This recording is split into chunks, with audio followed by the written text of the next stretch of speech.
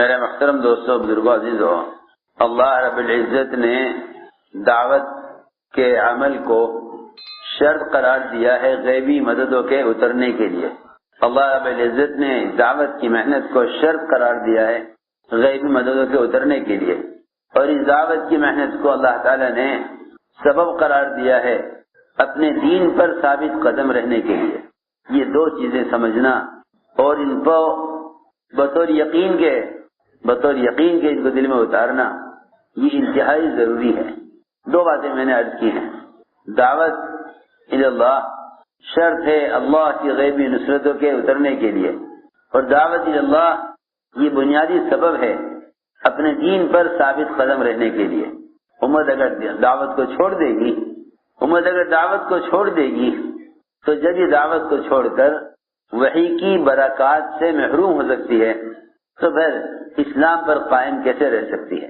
اس لیے کہ حضور اکرم صلی اللہ علیہ وسلم کے دنیا سے جانے پر، آپ کے دنیا سے جانے پر صرف وحی کا آنا بند ہوا ہے، وحی کی برکات بند نہیں ہوئی۔ آپ کی دنیا سے جانے پر وحی بند ہوئی ہے، لیکن وحی کی برکات یہ بند نہیں ہوئی۔ وحی کی برکات کب ختم ہوں گی امت کے لیے؟ کہ امت کے لیے وحی کی برکات جب ختم ہو جائیں گی جب یہ امت دعوت اللہ کو چھوڑ دے گی۔ دیکھو میری بات توجہ سننا، جب یہ امت دعوت کو چھوڑ بیٹھے گی، صحیح حدیث ہے، فرمایا حضور اکرم صلی اللہ علیہ وسلم نے کہ جب امت دعوت کو چھوڑ دے گی تو یہ امت وحی کی برکات سے محروم کر دی جائے گی۔ یہ امت وحی کی برکات سے محروم کر دی جائے گی، اور اس سے بڑی محرومی یہ ہے کہ جب امت دعوت چھوڑ دے گی تو امت دعاؤں کی قبولیت سے محروم کر دی جائے گی۔ یہ دو بڑی برکت کی چیزیں تھیں، ایک دعا کی قبولیت، اس سے بڑھ کر کیا ہو سکتا ہے؟ اس سے بڑھ کر کیا ہو سکتا ہے کہ ہر مسلمان اپنے ہر مسئلے کو براہ راست اللہ رب العزت سے دعا کے ذریعے حل کرائے۔ دعا تو اللہ تعالی سے براہ راست کام کرانے کا ذریعہ تھا، دعا اللہ تعالی سے براہ راست کام کرانے کا ذریعہ ہے، اللہ تعالی سے اپنے مسائل کو براہ راست حل کرانے کا ذریعہ وہ دعا ہے۔ لیکن اس زمانے کے مسلمان اس دھوکے کے شکار ہیں سب، کہ وہ سمجھتے ہیں کہ اللہ تعالی نے انسانی ضروریات کو اسباب سے جوڑا ہوا ہے، لہذا محنت تو کرو سبب پر، لیکن امید کرو اللہ سے۔ محنت تو کرو سبب پر اور امید کرو اللہ سے۔ یہ ایسا اندھا کنواں ہے کہ جو اس میں پڑ گیا وہ اس سے نکل نہیں سکتا۔ سنو میری بات توجہ سے، یہ ایسا اندھا کنواں ہے اور یہ ایسی بھٹکی ہوئی راہ ہے کہ جو مسلمان اس غلط خیال میں پڑ گیا کہ سبب بنانا ہمارے ذمہ ہے اور کام بنانا اللہ کے ذمہ ہے، ہم اسباب اختیار کریں گے اور پھر اللہ سے دعا کریں گے کہ اے اللہ تو اس سبب میں اپنی قدرت سے کامیابی ڈال دے، تو اس سبب میں اپنی قدرت سے کامیابی ڈال دے۔ اے اللہ ہم نے سبب اختیار کیا ہے تو اس سبب میں اپنی قدرت سے کامیابی ڈال دے۔ ایسے لوگ کوششیں کریں گے، محنت کریں گے اسباب پر اور امید کریں گے اللہ سے۔ سب سمجھتے تھے یہ راستہ سراسر ناکامی کا ہے، یہ راستہ سراسر ناکامی کا ہے، یہ راستہ سراسر ناکامی کا ہے کہ محنت کریں اسباب پر اور امید کریں اللہ سے، محنت کریں اسباب پر اور امید کریں اللہ سے، یہ راستہ سراسر ناکامی کا ہے۔ کامیابی کا راستہ کیا ہے؟ کہ محنت کریں اعمال پر، امید کریں اللہ کی ذات سے۔ رہے اسباب، انہیں اختیار تو کریں، لیکن نہ ان اسباب کی بنیاد پر دعائیں کریں، نہ ان اسباب کی بنیاد پر امید کریں۔ محنت کریں اعمال پر اور امید کریں اللہ سے، محنت کریں اعمال پر، امید کریں اللہ سے۔ اس لیے کہ اللہ سے امید کرنے کا عمل ہی راستہ ہے، اللہ سے امید کرنے کا عمل ہی ایک راستہ ہے، اللہ سے امید کرنے کا عمل ہی ایک راستہ ہے، سبب اللہ سے امید کرنے کا راستہ نہیں ہے، سبب اللہ سے امید کرنے کا راستہ نہیں ہے۔ ورنہ سبب پر کامیابی کی امید، سبب پر اللہ سے، سنو میری بات توجہ سے، سبب پر اللہ سے کامیابی کی امید تو مشرکین بھی کیا کرتے تھے۔ سبب پر، اسباب کی بنیاد پر کامیابی کی امید مشرکین بھی کیا کرتے تھے. وہ یہ کہتے تھے کہ ہم ظاہری اسباب پر کوشش کرتے ہیں لیکن کام بنانے والی ذات اللہ کی ہے. جب دماغ ازد شنوع کے ایک آدمی ہیں، یہ آئے مکہ مکرمہ، تو قریش نے کہا دماغ یہ جو آدمی ہیں محمد صلی اللہ علیہ وسلم ہمارے بتوں کو برا کہتے ہیں، ہمارے بڑوں کو گمراہ کہتے ہیں، ہمارے دین میں عیب لگاتے ہیں اور ہمیں بتوں کی عبادت سے روکتے ہیں. دماغ نے کہا، سنتے ہی کہا کہ ہاں شاید اس آدمی کے اوپر کوئی اوپرا اثر ہے، یا جنات کا اثر ہے، یا اس کو جنون ہے نعوذ باللہ، یا اس کو کوئی ہوا لگ گئی ہے غلط، اور میں علاج جانتا ہوں، میں علاج جانتا ہوں، میں ان کا علاج کروں گا. میں یہ سمجھانے کے لیے کہہ رہا ہوں کہ سبب پر کوشش کر کے اللہ سے امید ایک غیر مسلم بھی کیا کرتا تھا. ایک نہیں، سینکڑوں قصے ایسے ہیں، سینکڑوں قصے ایسے ملیں گے مشرکین کے. چنانچہ دماغ نے آپ کو تلاش کیا، آپ سے ملاقات ہوئی. دماغ نے کہا کہ کیا آپ بتوں کا انکار کرتے ہیں؟ کہ جی ہاں. کیا ایک اللہ کی طرف بلاتے ہیں؟ کہ جی ہاں. دماغ نے کہا کہ آپ پر کوئی کسی جن کا اثر یا کسی غلط ہوا آپ کو لگ گئی ہے اور میں آپ کا علاج کروں گا کیونکہ میں اس لائن کا علاج جانتا ہوں، اس لائن کا علاج کرنا جانتا ہوں. اور آپ پریشان نہ ہوں، میں نے تو آپ سے بھی زیادہ بڑے بڑے بیماروں کا علاج کیا ہے، وہ بھی ٹھیک ہو گئے میرے علاج سے، اور آپ بھی ٹھیک ہو جائیں گے. میں کوشش کروں گا، لیکن بات یہ ہے کہ شفا صرف اللہ کے ہاتھ میں ہے. کون کہہ رہا ہے؟ مشرک، کہ شفا صرف اللہ ہی دیتے ہیں، میں تو ظاہری کوشش کروں گا.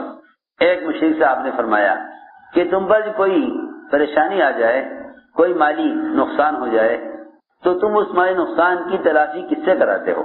تمہارے مسائل کو کون حل کرتا ہے؟ اس نے کہا مشرک نے کہ وہ تنہا اللہ جو آسمانوں میں ہے وہی میرے تمام مسائل کا حل کرتا ہے. تو آپ نے فرمایا جب اللہ کرنے والے ہیں تو پھر تم بتوں سے کیوں امید کرتے ہو؟ کیوں بتوں سے امید کرتے ہو جب اللہ کرنے والے ہیں؟ میں نے عرض کیا کہ اجتماعی طور پر مسلمانوں نے یہ راستہ پکڑا ہے کہ محنت کرو اسباب پر اور امید کرو اللہ سے. حالانکہ جو آدمی کوشش کر رہا ہے سبب پر اور عمل سے غافل ہے، ایسا شخص اللہ سے امید کرنے میں جھوٹا ہے. ایسا شخص اللہ سے امید کرنے میں جھوٹا ہے. اور حدیث میں ایسے آدمی کو عاجز کہا ہے. عاجز سے کہتے ہیں جو کچھ نہ کر سکے، جو کچھ نہ کر سکے. لوگ دنیاوی لائن سے ساری کوششیں کریں لیکن اللہ حدیث میں اس کو عاجز کہا ہے. عاجز کہ کچھ بھی نہیں کر سکتا، کیونکہ یہ جس کوشش میں لگا ہوا ہے یہ کوشش اس کی کامیابی کا راستہ نہیں ہے. سمجھتے تھے اسباب میں کامیابی کا نظر آنا کامیابی کا دھوکہ ہے. اسباب میں کامیابی کا نظر آنا کامیابی کا دھوکہ ہے. اسباب میں کامیابی کا نظر آنا کامیابی کا دھوکہ ہے، اور اعمال کے اندر کامیابیاں نظر آنا یہ کامیابی یقینی ہے. چنانچہ میں عرض کر رہا تھا کہ حدیث کا مفہوم ہے کہ ایک شخص فرمایا کہ وہ شخص عقل مند اور سمجھدار ہے جو موت کے بعد کے لیے عمل تیار کرے، اور وہ شخص عاجز اور نکما ہے جو اپنے نفس کے تقاضوں کے پیچھے چل رہا ہے اور اللہ تعالیٰ سے بڑی بڑی امیدیں کیے ہوئے ہیں. اللہ تعالیٰ سے بڑی بڑی امیدیں کیے ہوئے ہیں. اللہ سے بڑی بڑی امیدیں، اللہ یوں کر دیں گے، اللہ یوں کریں گے، اللہ یوں کریں گے، اللہ یوں کریں گے. اللہ سے امید کرنے کا صرف اس کو حق ہے، اور اللہ سے امید کرنے میں صرف وہ شخص سچا ہے جو اللہ تعالیٰ کے احکام کو محمد صلی اللہ علیہ وسلم کے طریقے پر پورا کرنے میں کامیابیوں کا یقین کرتا ہو. وہ اللہ سے امید کرنے میں سچا ہے، ورنہ جھوٹا ہے، ورنہ جھوٹا ہے. میں نے عرض کیا کہ لوگ محنت کرتے ہیں اسباب پر اور امید کرتے ہیں اللہ سے، اور کہتے بھی یہی ہیں، بولتے بھی یہی ہیں کہ بھئی تم ظاہری کوشش کرو اور پھر اللہ پہ چھوڑ دو، اللہ کریں گے. کائنات اللہ کے کرنے کا ذریعہ اور راستہ نہیں ہے، اس لیے کہ محض کائنات پر کامیاب کرنے کا وعدہ اللہ کا غیروں سے ہے، ایمان والوں سے نہیں ہے. محض کائنات پر کامیاب کرنے کا وعدہ اللہ تعالیٰ کے غیروں سے ہے. جو اللہ کو نہیں مانتے اللہ نے ان کو کائنات کے راستے سے کامیاب کرنے کا فیصلہ کیا ہوا ہے. جو اللہ کو نہیں مانتے اللہ نے ان کو کائنات کے راستے سے کامیاب کرنے کا فیصلہ کیا ہوا ہے. اللہ نے ان کو کائنات کے راستے سے کامیاب کرنے کا فیصلہ کیا ہوا ہے کہ جو ہمیں نہیں مانتے ہم ان کو دنیا میں ان کے اسباب میں کامیابیاں، ان کے مال میں بہتات، ان کی صحت میں، ان کے عہدوں میں، ان کے حالات کو بہتر سے بہتر بنائیں گے، اور ہم انہیں دنیا میں مال اور اسباب اور اولاد جلدی دیں گے، کثرت سے دیں گے. اس سے امام علیہ اس دھوکے میں نہ پڑے کہ جو اسباب ان کے ہاتھ میں ہیں اگر یہ اسباب میں حاصل ہو جائیں تو ہم بھی ان کی طرح کامیاب ہو جائیں گے. اس لیے کہ اللہ تعالی کی طرف سے کامیاب کرنے کے جو ضابطے ہیں وہ مسلمان اور غیر مسلم دونوں سے مختلف ہیں. میں یہ عرض کرنا چاہتا تھا کہ اس زمانے کے مسلمان اس دھوکے میں پڑے کہ اسباب اور کامیابی کے ضابطے ہمارے اور غیروں کے لیے سب کے لیے مشترک ہیں کہ دنیا دار اسباب ہے. حالانکہ قرآن اور حدیث اس سے بھرے ہوئے ہیں کہ مسلمان اور غیر مسلم کے لیے دنیاوی اعتبار سے بھی کامیابی کے ضابطے مختلف ہیں، مشترک نہیں ہیں. مسلمان اور غیر مسلم کے لیے کامیابی کے ضابطے مختلف ہیں، مشترک نہیں ہیں. اگر مسلمان نے غیروں کے راستوں سے کامیابی کا ارادہ کیا تو اللہ ناکام کریں گے، تو اللہ تعالیٰ ناکام کریں گے. اگر مسلمان نے کامیابی حاصل کرنے کے لیے راستہ غیروں کا پکڑا اور اللہ سے امید بھی رکھی تب بھی ناکام ہوگا. اس لیے کہ کامیابی اللہ سے امید کرنے پر نہیں ہے، کامیابی اللہ سے امید کرنے پر نہیں ہے. ہماری بات پوری سننا، آدھی بات سنو گے آدھی نقل کرو گے پھر آؤ گے مسئلہ لے کر. اللہ رب العزت سے مسلمان کے لیے کامیابی لینے کا راستہ وہ کائنات کے نقشے نہیں ہیں، بلکہ مسلمان کو چاہیے کہ وہ اللہ کو عمل پیش کرے، اللہ تعالیٰ کو عمل پیش کرے. اے اللہ یہ تیرا حکم ہے اور یہ تیرا وعدہ ہے، میں نے تیرے حکم کو تیرے وعدے کے یقین پر پورا کر دیا ہے. کتنی آسان بات ہے. یوں نہ کہو اے اللہ یہ سبب ہے اور یہ میری حاجت ہے اور تو پورا کرنے والا ہے. یعنی حد یہ ہے کہ اگر دعا کے دوران سبب کو غور کرے اور سوچے تو دعا کی قوت ختم ہو جاتی ہے. اگر دعا کے دوران اسباب کو سوچے تو دعا کی قوت ختم ہو جاتی ہے. اگر دعا کے دوران اسباب کو سوچے تو دعا کی قوت ختم ہو جاتی ہے. اگر دعا کے دوران اسباب کو سوچے تو دعا کی قوت ختم ہو جاتی ہے.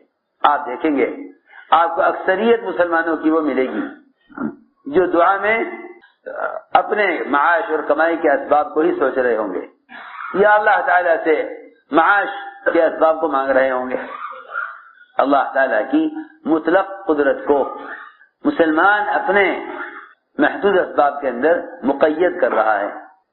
اللہ تعالیٰ کی مطلق قدرت کو جو کہ یہ سب کی پابند نہیں ہے، مسلمان اپنی دعاؤں میں اس کی لامحدود قدرت کو اپنے محدود اسباب میں مقید کر رہا ہے. ہماری بات بہت مشکل سے میں آئے گی اور بہت توجہ سننی پڑے گی. اے اللہ اس دکان سے ہی نفع دے دے. کہاں اس کی چھوٹی سی دکان، کہاں اللہ تعالیٰ کی لامحدود قدرت، کہاں اللہ کی لامحدود قدرت اور کہاں اس کی چھوٹی سی دکان. اے اللہ اسی دکان کے ذریعے کامیاب کر دے. سوچو تو صحیح، کہاں اللہ تعالیٰ کی لامحدود غیر مقید قدرت اور یہ اس کو اللہ کی قدرت کو مقید کر رہا ہے اپنی چھوٹی سی دکان میں. اے اللہ اسی گولی سے شفا دے دے. کہاں اللہ کی ذات عالی جو شفا کے دینے میں با اختیار، اور کہاں اس نے ایک گولی میں اللہ تعالیٰ کی ساری قدرت کو شفا دینے کے لیے مقید کر دیا. ہماری اسباب کی بیڑیوں نے یعنی ہماری دعاؤں کی قوت کو سلب کیا ہوا ہے، دعا کی قوت کو سلب کیا ہوا، نکالا ختم کیا ہوا ہے. اس لیے میں عرض کر رہا تھا کہ لوگ دعا میں بھی اسباب کو ہی سامنے رکھ کر مانگتے ہیں، حالانکہ اللہ نے قرآن میں دعاؤں کو جوڑا ہے عبادات کے ساتھ، دعاؤں کو جوڑا عبادات کے ساتھ، اور ہم سب نے دعا کو جوڑا ہے اسباب کے ساتھ. پہلے سبب کام ہو جائے تو ٹھیک ہے، نہ ہو تو دعا. یہ بھی کوئی جوڑ بٹھایا، کتنا غلط جوڑ بٹھایا مسلمانوں نے، کتنا غلط جوڑ بٹھایا ہے سبب اور دعا. سبب کا دعا کا کوئی جوڑ ہی نہیں ہے،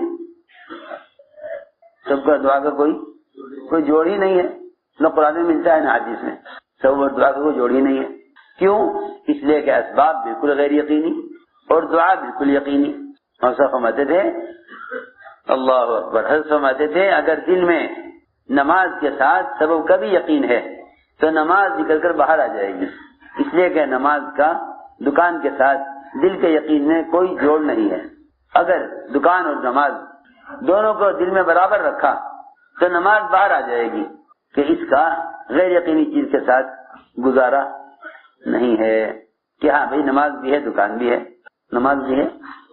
سنو تو صحیح حضرت کی بات، فرماتے تھے اگر یوں کہا کہ دکان بھی ہے نماز بھی ہے تو نماز یقین سے باہر آ جائے گی۔ اگر یہ کہتا ہے نہیں صرف نماز ہی ہے، صرف نماز ہی ہے تو نماز کا یقین دل میں رہے گا، دکان کا یقین نہ رہے گا۔ اگر کہتا ہے اسباب بھی ہیں اعمال بھی ہیں تو پھر حضرت سمجھتے تھے کہ یقین میں دونوں جمع نہیں ہو سکتے، یقین میں دونوں جمع نہیں ہو سکتے، یقین میں دونوں جمع نہیں ہو سکتے۔ یقین تو ایک ہی چیز کا ہوگا، یقین تو ایک ہی چیز کا ہوگا، دکان اور نماز یہ دونوں یقین میں جمع نہیں ہو سکتے، یقین تو ایک ہی چیز کا ہوگا۔ اس لیے کہ ہمیشہ یاد رکھو کہ یقینی چیز ایک ہوگی، یہ نہیں کہ دو چیزوں کا ایک وقت میں یقین ہو، عمل کا بھی سبب کا بھی، یہ نہیں کرتا۔ تو میں نے عرض کیا کہ لوگوں نے دعاؤں کو جوڑ لیا ہے اسباب کے ساتھ، اور اس کی وجہ کیا ہے؟ اس زمانے میں دعائیں اسباب کے ساتھ کیوں جڑ گئیں؟ اس لیے کہ دعا یقینی چیز ہے، دعا یقینی چیز ہے، جس چیز کا مسلمان یقین کرے گا اس کے ساتھ دعا کو جوڑ لے گا۔ اگر یقین اعمال پر آ جائے تو پھر یہ اللہ کے ضابطے کے مطابق دعا کو جوڑ لے گا عبادت کے ساتھ، اور اگر یقین اعمال پر نہیں اسباب پر ہے تو پھر یہ دعا کو جوڑ لے گا اسباب کے ساتھ۔ کیسی آسان بات، جس چیز کا یقین ہوگا دعا کو اس کے ساتھ ملا لے گا، کیونکہ دعا یقینی چیز ہے، وہ یقینی چیز کو چاہتی ہے، دعا یقینی چیز ہے، وہ یقینی چیز کو چاہتی ہے۔ اگر یقین سبب پر ہے تو پھر دعا میں اسباب مانگے گا، اور اگر یقین عمل پر ہے تو دعا میں عمل کو اللہ کے سامنے رکھ کر عمل کے ذریعے مانگے گا، سیدھی بات ہے۔ اس لیے قرآن نے تو سب سے پہلے یہ فیصلہ کیا ہر نماز میں سورہ فاتحہ کا پڑھنا ضروری ہے۔ اس میں ہے ایاک نعبد و ایاک نستعین، اے اللہ ہم تیری ہی عبادت کرتے ہیں، تیرے ماں سوا کی عبادت نہیں، اور تیرے ماں سوا سے استعانت نہیں، یعنی دعا بھی عبادت تیرے لیے اور دعا بھی تجھ سے، استعانت بھی تیری ذات سے۔ یہاں اللہ نے عبادات کو جوڑا ہے، دعا کو جوڑا ہے عبادات کے ساتھ، دعا کو جوڑا عبادات کے ساتھ۔ میں نے عرض کیا کہ اللہ تعالی نے قرآن میں ہر جگہ آپ دیکھیں گے، ہر جگہ دیکھیں گے کہ دعائیں عبادات کے ساتھ ملیں گی، دعائیں عبادات کے ساتھ ملیں گی، جہاں بھی دیکھو گے دعائیں عبادات کے ساتھ ملیں گی۔ استعینوا بالصبر والصلاۃ، جہاں بھی اللہ سے استعانت کی آیت ملے گی قرآن میں، اس کے آگے پیچھے عبادت اور عمل ہی ہوگا، اس کے آگے پیچھے عبادت اور عمل ہی ملے گا، کیونکہ قرآن نے دعاؤں کو عبادات کے ساتھ جوڑا ہے، قرآن نے دعاؤں کو عبادات کے ساتھ جوڑا۔ میں نے اس لیے عرض کیا کہ جب یہ امت دعوت چھوڑ دے گی تو سب سے پہلا نقصان وہ یہ ہوگا، سب سے پہلا نقصان یہ ہوگا کہ دعا سے یقین ہٹے گا، دعا سے یقین ہٹے گا، اور جب دعا سے یقین ہٹ جائے گا تو پھر دعاؤں کا قبول ہونا نظر نہیں آئے گا۔ اور یہ تو آپ جانتے ہیں، صحیح روایت ہے کہ اللہ تعالیٰ اس دل کی دعا قبول نہیں کرتے جس دل میں دعا کی قبولیت کا یقین نہ ہو۔ آپ دعا مانگیں گے، جب وہ قبول نہ ہوگی تو رفتہ رفتہ دعا کی قبولیت سے یقین ہٹ جائے گا۔ اور اللہ تعالیٰ کا عجیب نظام ہے، اللہ تعالیٰ دعا کی قبولیت کو مؤخر کرتے ہیں اور دعا کے نتیجے کو ظاہر کرنے میں تاخیر کرتے ہیں، دعا کے نتیجے کو ظاہر کرنے میں۔ ایسے سونے والوں سنو دھیان سے، دعا کی قبولیت کو مؤخر کرتے ہیں، دعا کی قبولیت کو مؤخر کرتے ہیں۔ آج مانگا نہیں ملا، کل مانگا نہیں ملا، کیوں؟ اللہ تعالیٰ دو وجہ سے دعا کو مؤخر کرتے ہیں۔ ایک تو اس لیے کہ اللہ تعالیٰ کو اپنے بندے کا مانگنا پسند ہے، کوئی بھی حاجت پوری نہ ہو، کوئی بھی حاجت پوری نہ ہو، دعا اللہ سے مانگتے رہنا اللہ کا امر ہے، اس لیے کہ دعا کا مانگنا محتاجی کو ظاہر کرنا ہے، دعا کا مانگنا اللہ کے سامنے محتاجی ظاہر کرنا ہے۔ کوئی حاجت پوری نہ ہو تب بھی دعا مانگنا ہے، اور کوئی حاجت پیدا نہ ہو تب بھی دعا مانگنا ہے، کوئی حاجت پوری نہ ہو تب بھی دعا مانگنا ہے، اور کوئی حاجت پیدا ہی نہ ہو تب بھی دعا مانگنا ہے۔ ارے سنو تو صحیح، ہم دعا جب مانگتے ہیں جب کوئی حاجت سبب سے پوری نہیں ہوتی۔ آپ کو بتا رہا، جتنے بھی اللہ مجھے معاف فرمائے لوگ اسباب سے تنگ آ کر دعا کی طرف آتے ہیں، اسباب سے تنگ آ کر جب دیکھتے ہیں کہ اس سبب سے کام نہیں بن رہا ہے تب آتے ہیں دعا کی طرف، حالانکہ دعا کی طرف آنا سبب کی طرف جانے سے پہلے ہے، دعا کی طرف آنا سبب کی طرف جانے سے پہلے ہے، دعا کی طرف آنا سبب کی طرف جانے سے پہلے ہے، اور ہم اسباب سے تھکنے کے بعد آتے ہیں دعا کی طرف۔ اس کی مثال سمجھنی چاہیے۔ اگر کوئی وزیر آپ سے یہ کہہ دے، حالانکہ حقیقت میں فقیر ہے، جو سمجھتے تھے جب تک تمہیں سارے وزراء فقراء نظر نہ آئیں اور تم سارے وزراء کو فقراء یقین نہ کرو، اس وقت تک تم اللہ کی ذات سے فائدہ نہیں اٹھا سکتے۔ ایسا وزیر اگر تم سے یہ کہہ دے کہ تمہارا کام میرے ذمہ ہے اور تمہارا کام میں کروں گا، کوئی بات ہو تو مجھ سے کہنا۔ اگر یہ شخص اپنی کسی حاجت کے لیے نیچے کے لوگوں کے پاس چلا جائے اور پہلے وزیر کے پاس نہ جائے، اور وزیر دیکھ رہا ہے کہ میں نے اس سے وعدہ کیا تھا مگر یہ مجھے چھوڑ کر نیچے کے لوگوں سے اپنا کام کرانے کی کوشش کر رہا ہے اور لوگ اس کا کام کر نہیں رہے، تو آپ سچی بتائیے اس وزیر کو غصہ آئے گا یا خوشی ہوگی؟ اور کل جب یہ سب سے تنگ آ کر اس وزیر کے پاس جائے گا اور یہ کہے گا کہ آپ کر دیں میرا کام، تو وہ غصے میں یہ کہے گا کہ نہیں، انہی کے پاس چلے جاؤ جن کے پاس تم مجھے چھوڑ کر گئے تھے۔ دیکھو تو صحیح، جب ایک وزیر جو خود محتاج ہے، جب اس کے بعد برداشت نہیں کہ میرے ہوتے ہوئے میرا دوست میرے غیر سے کہے، تو پھر اللہ رب العزت جو اپنی تمام چاہتوں میں قادر مطلق ہیں اور بندے سے وعدہ کیے ہوئے ہیں، محتاجگی سے پاک ہیں، وہ دیکھ رہے کہ میں نے اس سے وعدہ کیا ہوا ہے مگر یہ ان لوگوں کے پاس جا رہا ہے جو خود میرے محتاج ہیں۔ تو میرے دوستو، میں نے عرض کیا کہ اللہ تعالی حاجت کو مؤخر کر دیتے ہیں، اپنے بندے کا اللہ کو مانگنا پسند ہے، اللہ کو اپنے بندے کا مانگنا پسند ہے، اللہ کو اپنے بندے کا مانگنا پسند ہے۔ اس زمانے میں تو لوگ ایک چیز کی دعا مانگیں گے، اگر وہ اسی دن قبول ہو گئی تو ہو گئی، ورنہ یہ کہیں گے کہ بھئی میں نے فلاں دعا مانگی تھی مگر قبول نہیں ہوئی، حالانکہ اس کے بعد وحی نہیں آتی جسے اس کو معلوم ہو صحیح یقینی طور پر کہ اللہ تعالیٰ کی ہاں یہ دعا قبول ہوئی یا نہیں ہوئی، یا اللہ مجھے چیز دیں گے یا نہیں دیں گے۔ حضور اکرم صلی اللہ علیہ وسلم پر تو وحی آتی تھی، آپ پر تو وحی آتی تھی، سنو میری بات توجہ سے، آپ پر تو وحی آتی تھی، آپ نے عرفات کا میدان جہاں دعا کا قبول ہونا یقینی اور دعا کے قبولیت کا وقت بھی متعین ہے، اس وقت سے اس وقت تک عرفہ کا وقوف ہے، اور اس وقت سے اس وقت تک جو دعا مانگی جائے گی قبول ہوگی۔ آپ نے وہاں دعا مانگی، ساری دعائیں قبول ہو گئی، ایک دعا جو سب سے زیادہ اہم اور ضروری تھی آپ نے مانگی عرفات میں کہ اے اللہ آپ اس پر قادر ہیں کہ مظلوم کو اپنے پاس سے بدلہ دے دیں، مظلوم کو اپنے پاس سے بدلہ دے دیں اور ظالم کو معاف کر دیں،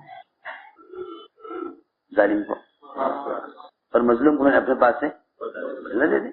آپ یہ کہتے ہیں کہ ظالم سے تو میں کو معاف نہیں کروں گا، لیکن آپ کو تو قدرت ہے نا، آپ کو تو قدرت ہے، آپ سب کو جہنم میں ڈال دیں، کوئی آپ سے پوچھ نہیں سکتا کہ آپ نے ایسا کیوں کیا، آپ سب کو جنم میں داخل کر لیں، کوئی آپ سے پوچھ نہیں سکتا کہ آپ نے ایسا کیوں کیا۔ تو جب آپ کو قدرت ہے تو آپ نے قدرت سے ظالم کو معاف کر دیں، اور اس نے جو مظلوم کے ساتھ زیادتی کی ہے اس میں آپ مظلوم کو اپنے پاس سے بدلہ دے دیں۔ تو اللہ تعالی نے وحی سے بتلا دیا کہ یہ دعا قبول نہیں ہوگی. سنو تو صحیح, یہ دعا قبول نہیں. اس سے یقینی کوئی بات ہو سکتی ہے؟ اللہ فرما رہے ہیں کہ یہ دعا قبول نہیں. ہم تو یہ سوچیں کہ یہ کام نہیں ہوا, یہ دعا قبول نہیں ہوئی. وہاں اللہ نے کہہ دیا کہ ساری دعائیں آپ کی قبول ہو گئی عرفہ کی, لیکن یہ دعا قبول نہیں ہوئی کہ اللہ تعالیٰ مظلوم کو اپنے پاس سے بدلہ دے دیں اور ظالم کو معاف کر دیں. یہ دعا قبول نہیں ہوئی. حضور اکرم صلی اللہ علیہ وسلم اللہ تعالیٰ کے یہ کہنے کے باوجود کہ یہ دعا آپ کی قبول نہیں ہوگی, آپ نے دعا میں اور کوشش بڑھا دی بجائے چھوڑنے کے. سنو تو صحیح, بجائے چھوڑنے کے بھائی چلو یہ دعا چھوڑ دو جب اللہ تعالیٰ منع کر رہے ہیں, اور اللہ نے انکار کر دیا. سنو تو صحیح, اللہ نے انکار کر دیا. آپ اس دعا میں لگے رہے, مانگتے رہے, اللہ نے انکار کر دیا, یہ دعا قبول نہیں ہوگی. یہاں تک کہ عرفہ کا وقت ختم ہو گیا, مگر آپ اس دعا میں لگے رہے, مگر یہ دعا قبول نہیں ہوئی. عرفات سے مزدلفہ آ گئے, مزدلفہ میں آ کر بھی آپ اسی دعا میں لگے رہے کہ اللہ مظلوم کو بدلہ دے دے, ظالم کو معاف کر دے. مظلوم کو بدلہ دے دے, ظالم کو معاف کر دے. یہاں بھی آپ اسی دعا میں لگے رہے. چنانچہ جو دعا عرفات میں قبول نہیں ہوئی, باوجود اللہ کی طرف سے یہ پیغام آنے کے کہ یہ دعا قبول نہیں ہوگی, وہ دعا مزدلفہ میں آ کے قبول ہوئی. وہ دعا کہاں قبول ہوئی آگے؟ وہ دعا مزدلفہ میں قبول ہو گئی. وہ دعا مزدلفہ میں اگر قبول ہوئی جس دعا کے بارے میں اللہ نے عرفات میں کہہ دیا تھا, جس دعا کی قبولیت کا یقینی موقع ہے. تو میں نے ایک بات عرض کی ہے کہ دعا کی قبولیت کے لیے دعا پر یقین شرط ہے کہ تمہیں دعا کی قبولیت کا یقین ہو, قبولیت کا یقین ہو. تو اللہ تعالی دو وجہ سے دعا کی قبولیت کو مؤخر کرتے ہیں, اور دو وجہ سے اللہ تعالی اس کی دعا کے مطابق نتیجے ظاہر کرنے میں دیر کرتے ہیں. ایک تو اس لیے کہ اللہ تعالیٰ کو بندے کا مانگنا پسند ہے, دوسرے اللہ تعالیٰ اس کا دعا پر یقین دیکھنا چاہتے ہیں کہ اس کا دعا پر کتنا یقین ہے, دعا پر کتنا یقین ہے. ہم تو حاجت کے پورا نہ ہوئے, حاجت کے پرانے میں اگر تاخیر ہو جائے, حاجت کے پرانے میں تاخیر ہو جائے تو دعا چھوڑ دیتے ہیں کہ یہ دعا قبول نہیں ہوگی. حالانکہ ہر دعا قبول ہوتی ہے بشرط یہ کہ قبولیت کی شرائط ہوں, جیسے قبولیت کی شرائط پائی جائیں. ہر دعا قبول ہوتی ہے بشرط یہ کہ قبولیت کی شرائط پائی جائیں, بشرط یہ کہ قبولیت کی شرائط پائی جائیں. دعا قبول ہو جاتی ہے, اللہ تعالیٰ اسے آخرت کے لیے ذخیرہ کر دیتے ہیں کہ عمل بھی اس قابل ہے نہیں کہ یہ جنت پہنچے, ہم اس کی دعاؤں کا ذخیرہ آخرت میں اس کو دے دیں گے, اسے کام آ جائے گا. کیونکہ حدیث میں آتا ہے کہ جو شخص اپنے عمل کے ذریعے جنت میں اپنے مقام پر نہیں پہنچتا, جو مقام اس کا متعین ہے, اللہ تعالیٰ اس کو بیماریوں سے پہنچا دیتے ہیں. یہاں یہی دعا نہیں بس تم مجھے ٹھیک کر دے, بس مجھے ٹھیک کر دے.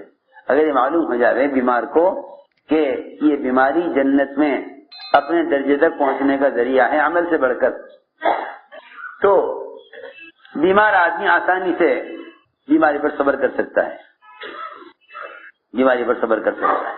صحابہ کرام ان بیماریوں پر جنت کے درجے اور ان بیماریوں پر گناہوں کی معافی کا ایسا یقین رکھتے تھے کہ وہ بیماری اللہ سے اس طرح مانگتے تھے جس طرح ہم صحت مانگتے ہیں. اللہ سے کیا مانگتے تھے؟ اللہ سے بیماری مانگتے تھے. کیا ہم صحت مانگتے ہوں گے اللہ سے بیمار کے لیے جیسے وہ صحت مند آدمی صحابہ میں اللہ سے بیماری مانگتے تھے؟ جیسے ہی سنا ابی بن کعب رضی اللہ تعالی عنہ سید القراء ہیں, جیسے ہی سنا کہ اللہ کے راستے کا بخار گناہوں سے ایسا پاک کر دیتا ہے جیسے اس کی ماں نے آج ہی جنا ہو, اس کی ماں نے اس کو آج ہی جنا ہو, کہ اللہ کے راستے کا بخار ایسا پاک کر دیتا ہے گناہوں سے جو اس کی ماں نے اس کو آج ہی جنا ہو. یہ وعدہ سنتے ہی دعا کی, اے اللہ مجھے بخار دے دے, مجھے اور ایسا بخار دے دے جو مجھ سے کبھی جدا نہ ہو, موت تک ہمیشہ میرے ساتھ رہے. مگر ایسا بخار ہونا چاہیے جو مجھے دعوت کے تقاضوں سے, حج اور عمرے سے, عبادت سے نہ روکے. بخار تو ہو مگر جسم میں کوئی کمزوری یا عبادت میں سستی یا حج عمرے میں رکاوٹ یا اللہ کے راستے میں نکلنے میں رکاوٹ نہ بنے, ایسا بخار چاہیے. روایت میں ہے یہ دعا مانگ کر ابھی قدم نہیں ہٹایا تھا اپنی جگہ سے, انہوں نے پیر نہیں ہلایا تھا کہ بخار ہو گیا, بخار چڑھ گیا. جو ان سے مصافحہ کرتا کہتا کہ وہ بھائی تمہیں تیز بخار ہے، کہتے ہاں یہ بخار میں نے اللہ سے مانگا ہے، یہ بخار میں نے اللہ سے مانگا ہے۔ ہاں کیوں؟ اس لیے کہ بخار اس کو گناہوں سے پاک کر دیتا ہے، بخار اس کو گناہوں سے پاک کر دیتا ہے۔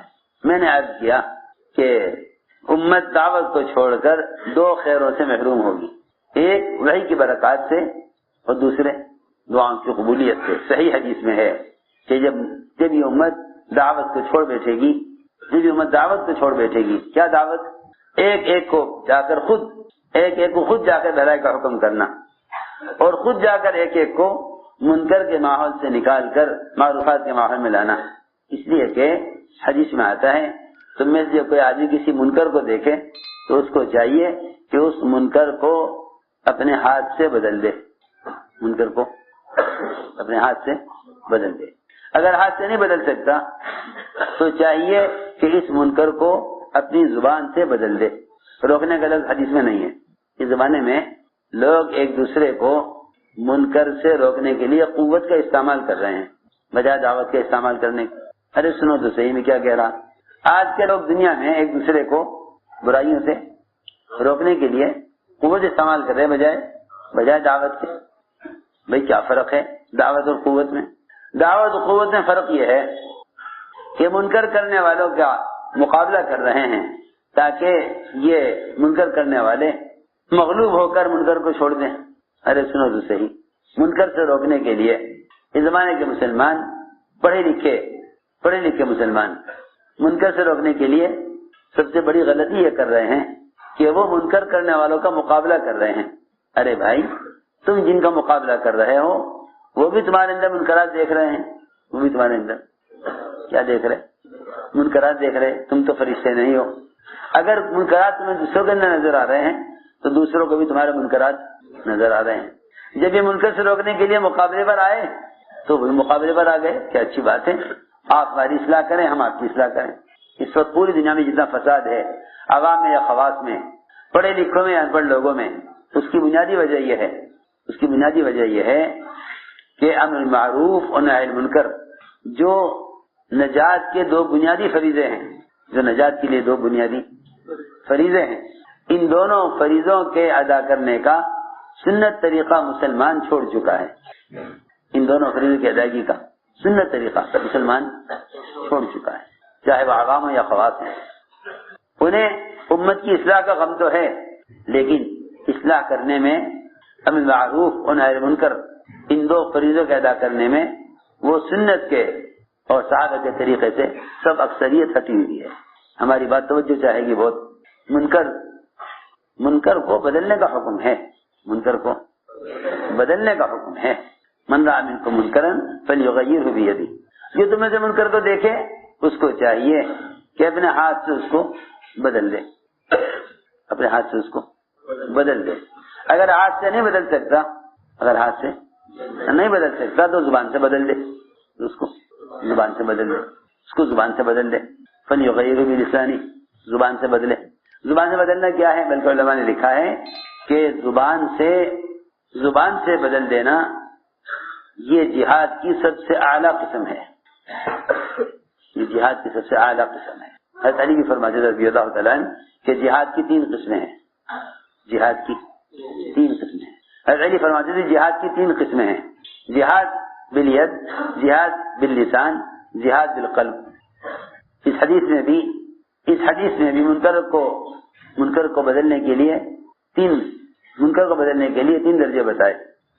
اعلیٰ درجہ کہ منکر کو ہاتھ سے بدل دو، درمیانہ درجہ کہ منکر کو زبان سے بدلو، اور سب سے آخری درجہ، سب سے جہاد کا کم تر درجہ، جہاد کا سب سے کم تر درجہ، کیونکہ سب سے کم تر ایمان اور ضعیف تر ایمان، جس کے بعد ایمان کا کوئی ذرہ دل میں باقی نہیں رہتا، وہ سب سے کمزور ایمان یہ ہے کہ آدمی منکر کو دل کے ذریعے بدلے۔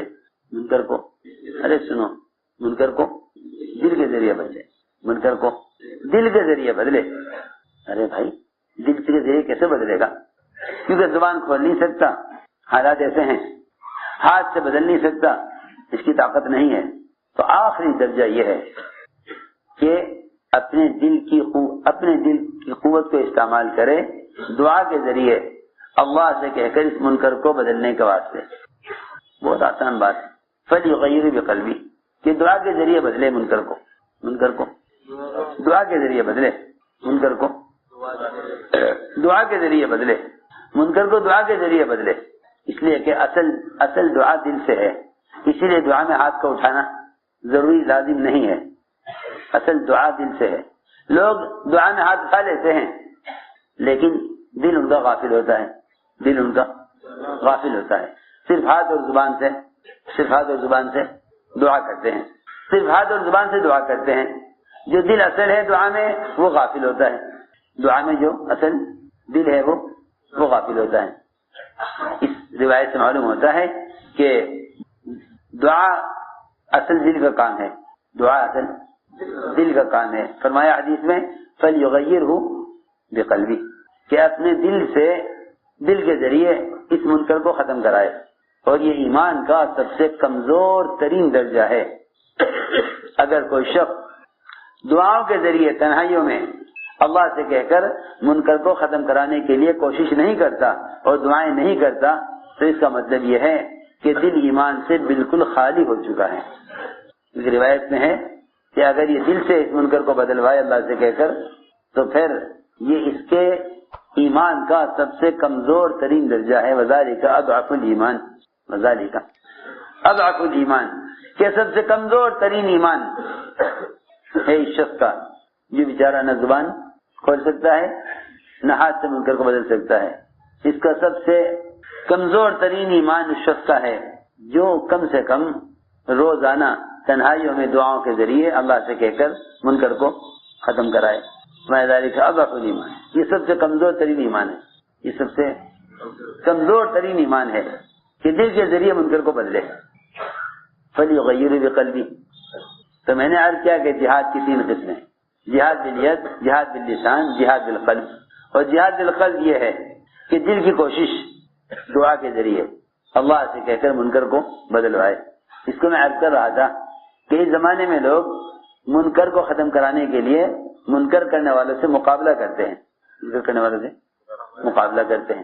کوئی قلم کے ذریعے مقابلہ کرتا ہے، کوئی زبان کے ذریعے مقابلہ کرتا ہے، کوئی الزام دیتا ہے ایک دوسرے کو آپ یہ کر رہے ہو کہ آپ یہ کر رہے ہیں. یہ سارا فساد اس لیے ہے کہ مسلمان کو منکر سے روکنے کے لیے سنت کے طریقے سے ہٹا ہوا ہے. حضور اکرم صلی اللہ علیہ وسلم کا طریقہ یہ تھا کہ آپ اگر کسی کو کسی منکر سے روکنا چاہتے تو آپ صلی اللہ علیہ وسلم اس شخص کی طرف اشارہ بھی نہیں کرتے تھے جو اس منکر کو کر رہا ہے، بلکہ یہ فرماتے ہیں مجلس میں کہ کیا ہو گیا بعض لوگوں کو کہ وہ ایسا کرتے ہیں. کون کرتا ہے یہ نہیں معلوم، کون کرتا ہے یہ نہیں معلوم. یہاں تو لوگوں کو لذت اور مزہ ہی اس میں آتا ہے کہ وہ پہلے منکر کرنے والے کا تعارف کرائیں کہ کون صاحب جو ایسا کر رہے ہیں. حالانکہ جو کسی مسلمان کے منکر کو ظاہر کرتا ہے اللہ تعالیٰ اسی وقت فیصلہ کر دیتے ہیں اس منکر کے ظاہر کرنے والے کو اس منکر کے اندر مبتلا کرنے کا. یہ مرے گا نہیں جب تک خود یہ گناہ نہ کرے، کیونکہ کسی مسلمان کو رسوا کرنے کے لیے اس کے منکر کو ظاہر کرنا، کسی مسلمان کو رسوا کرنے کے لیے اس کے منکر کو ظاہر کرنا 36 مرتبہ زنا کرنے سے زیادہ برا ہے. سمجھ بات؟ ابوبکر صدیق رضی اللہ تعالیٰ عنہ کے خطبے کا یہ ٹکڑا ہے. فرمایا کہ سود کا 1 روپیہ 36 مرتبہ زنا کرنے سے زیادہ برا ہے. سود کا 1 روپیہ، صرف سود کا 1 روپیہ 36 مرتبہ زنا کرنے سے زیادہ برا ہے. اور ایک مسلمان کی آبروریزی 36 مرتبہ زنا کرنے سے زیادہ بری ہے. ایک مسلمان کی آبروریزی 36 مرتبہ زنا کرنے سے زیادہ. تو میں نے عرض کیا کہ لوگ کسی کو منکر سے روکنے کے لیے پہلے شور مچاتے ہیں. ایسا معلوم ہوتا ہے کہ منکر کو ختم نہیں کرنا چاہتے بلکہ منکر کرنے والے کو ختم کرنا چاہتے ہیں. سمجھ آئی بات؟ ایسا معلوم ہوتا ہے کہ منکر کو ختم کرنا نہیں چاہتے بلکہ منکر کرنے والے کو ختم کرنا چاہتے ہیں. ایسا معلوم ہوتا ہے کہ منکر کو ختم نہیں کرنا چاہتے، منکر کرنے والے کو ختم کرنا چاہتے ہیں. حالانکہ حضور اکرم صلی اللہ علیہ وسلم اور آپ کے صحابہ کرام کا طریقہ یہ تھا کہ جب معلوم ہوتا کہ فلاں نے یہ منکر کیا ہے تو اس کے منکر کو چھپا لیا کرتے تھے، اس کے منکر کو چھپا لیا کرتے تھے تاکہ دوسروں کو اس منکر کا پتہ نہ چلے.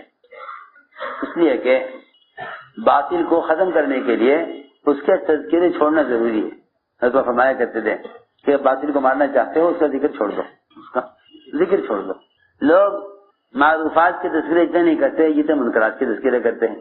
بھائی فلاں جگہ یہ ہو رہا ہے، فلاں جگہ یہ ہو رہا ہے، فلاں جگہ یہ ہو رہا ہے. اچھا، اس سے لوگوں کو معلوم ہوتا ہے کہ منکرات کیا ہیں. حالانکہ چاہیے کہ منکر کرنے والوں کے سامنے تو معروفات کو بیان کرو تاکہ وہ معروفات کی طرف آئیں. اگر منکر کرنے والوں کے منکرات کو بیان کرو گے تو لوگوں میں منکرات کا تعارف ہوگا، معروفات کو لوگ بھول جائیں گے. یعنی اچھی باتوں کو لوگ بھول جائیں گے، بری باتوں کو معلوم کر لیں گے. ایک لڑکی سے حضرت عمر کے زمانے میں زنا ہو گیا. ایک لڑکی سے حضرت عمر کے زمانے میں زنا ہو گیا. چنانچہ لوگوں نے آ کر، اس کے والدین نے آ کر حضرت عمر سے کہا کہ جی ہماری لڑکی سے کافی عرصہ پہلے کی بات ہے، زنا ہو گیا تھا. آج اس لڑکی کا کسی جگہ سے شادی کا پیام آیا ہے. ہم سوچتے ہیں کہ لڑکی میں عیب ہے، اس سے زنا ہو چکا ہے، تو لڑکے والوں کو بتا دیں کہ بھئی اس سے زنا ہو چکا ہے، اس میں اندر ایک عیب ہے، چاہو شادی کرو چاہو نہ کرو. کیونکہ معاملے کی بات ہے، شادی ہو رہی ہے، عقد ہو رہا ہے. ہم چھپا دیں لڑکی کا عیب اور ہم شادی کر دیں لڑکی کا، یہ لڑکی کی تو یہ ذرا مناسب نہیں معلوم ہوتا. تو ہمارا خیال یہ ہے کہ ہم پیغام جو لے کر آئے ہیں لڑکی سے شادی کا، ان کو بتا دیں کہ بھئی ہماری لڑکی میں عیب ہے. لیکن خیال یہ آیا کہ پہلے حضرت عمر سے مشورہ کر لیں. آئے پوچھا آ کر امینین ایسی ایسی بات ہے، کیا کریں؟ بس اتنا سننا تھا. عمر رضی اللہ تعالیٰ عنہ نے اتنا سخت ڈانٹا ان دونوں ماں باپ کو، لڑکی کے والدین کو اتنا سخت ڈانٹا اور یہ فرمایا اگر میرے علاوہ تم نے اب کسی اور سے جا کر ذکر کیا اس لڑکی کے زنا کرنے کا تو میں تمہیں اتنی سخت سزا دوں گا کہ میں نے کسی کو ایسی سزا نہیں دی ہوگی. فرمایا جاؤ لڑکی شادی کرو اور ایسے شادی کرو جیسے تم کسی پاک دامن نیک ایسی لڑکی جسے کبھی برے کام کا خیال بھی نہ آیا ہو، اس کی شادی اس طرح کرو.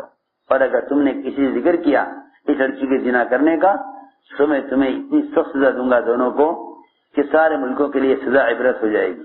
میں نے ساری بات اس پر عرض کی تھی کہ زمانے میں عوام خواص پڑھے لکھے ان پڑھ وہ نہیں جانتے کہ منکر سے روکنے کا اور منکر کے ماحول کو بدلنے کا سنت طریقہ کیا ہے.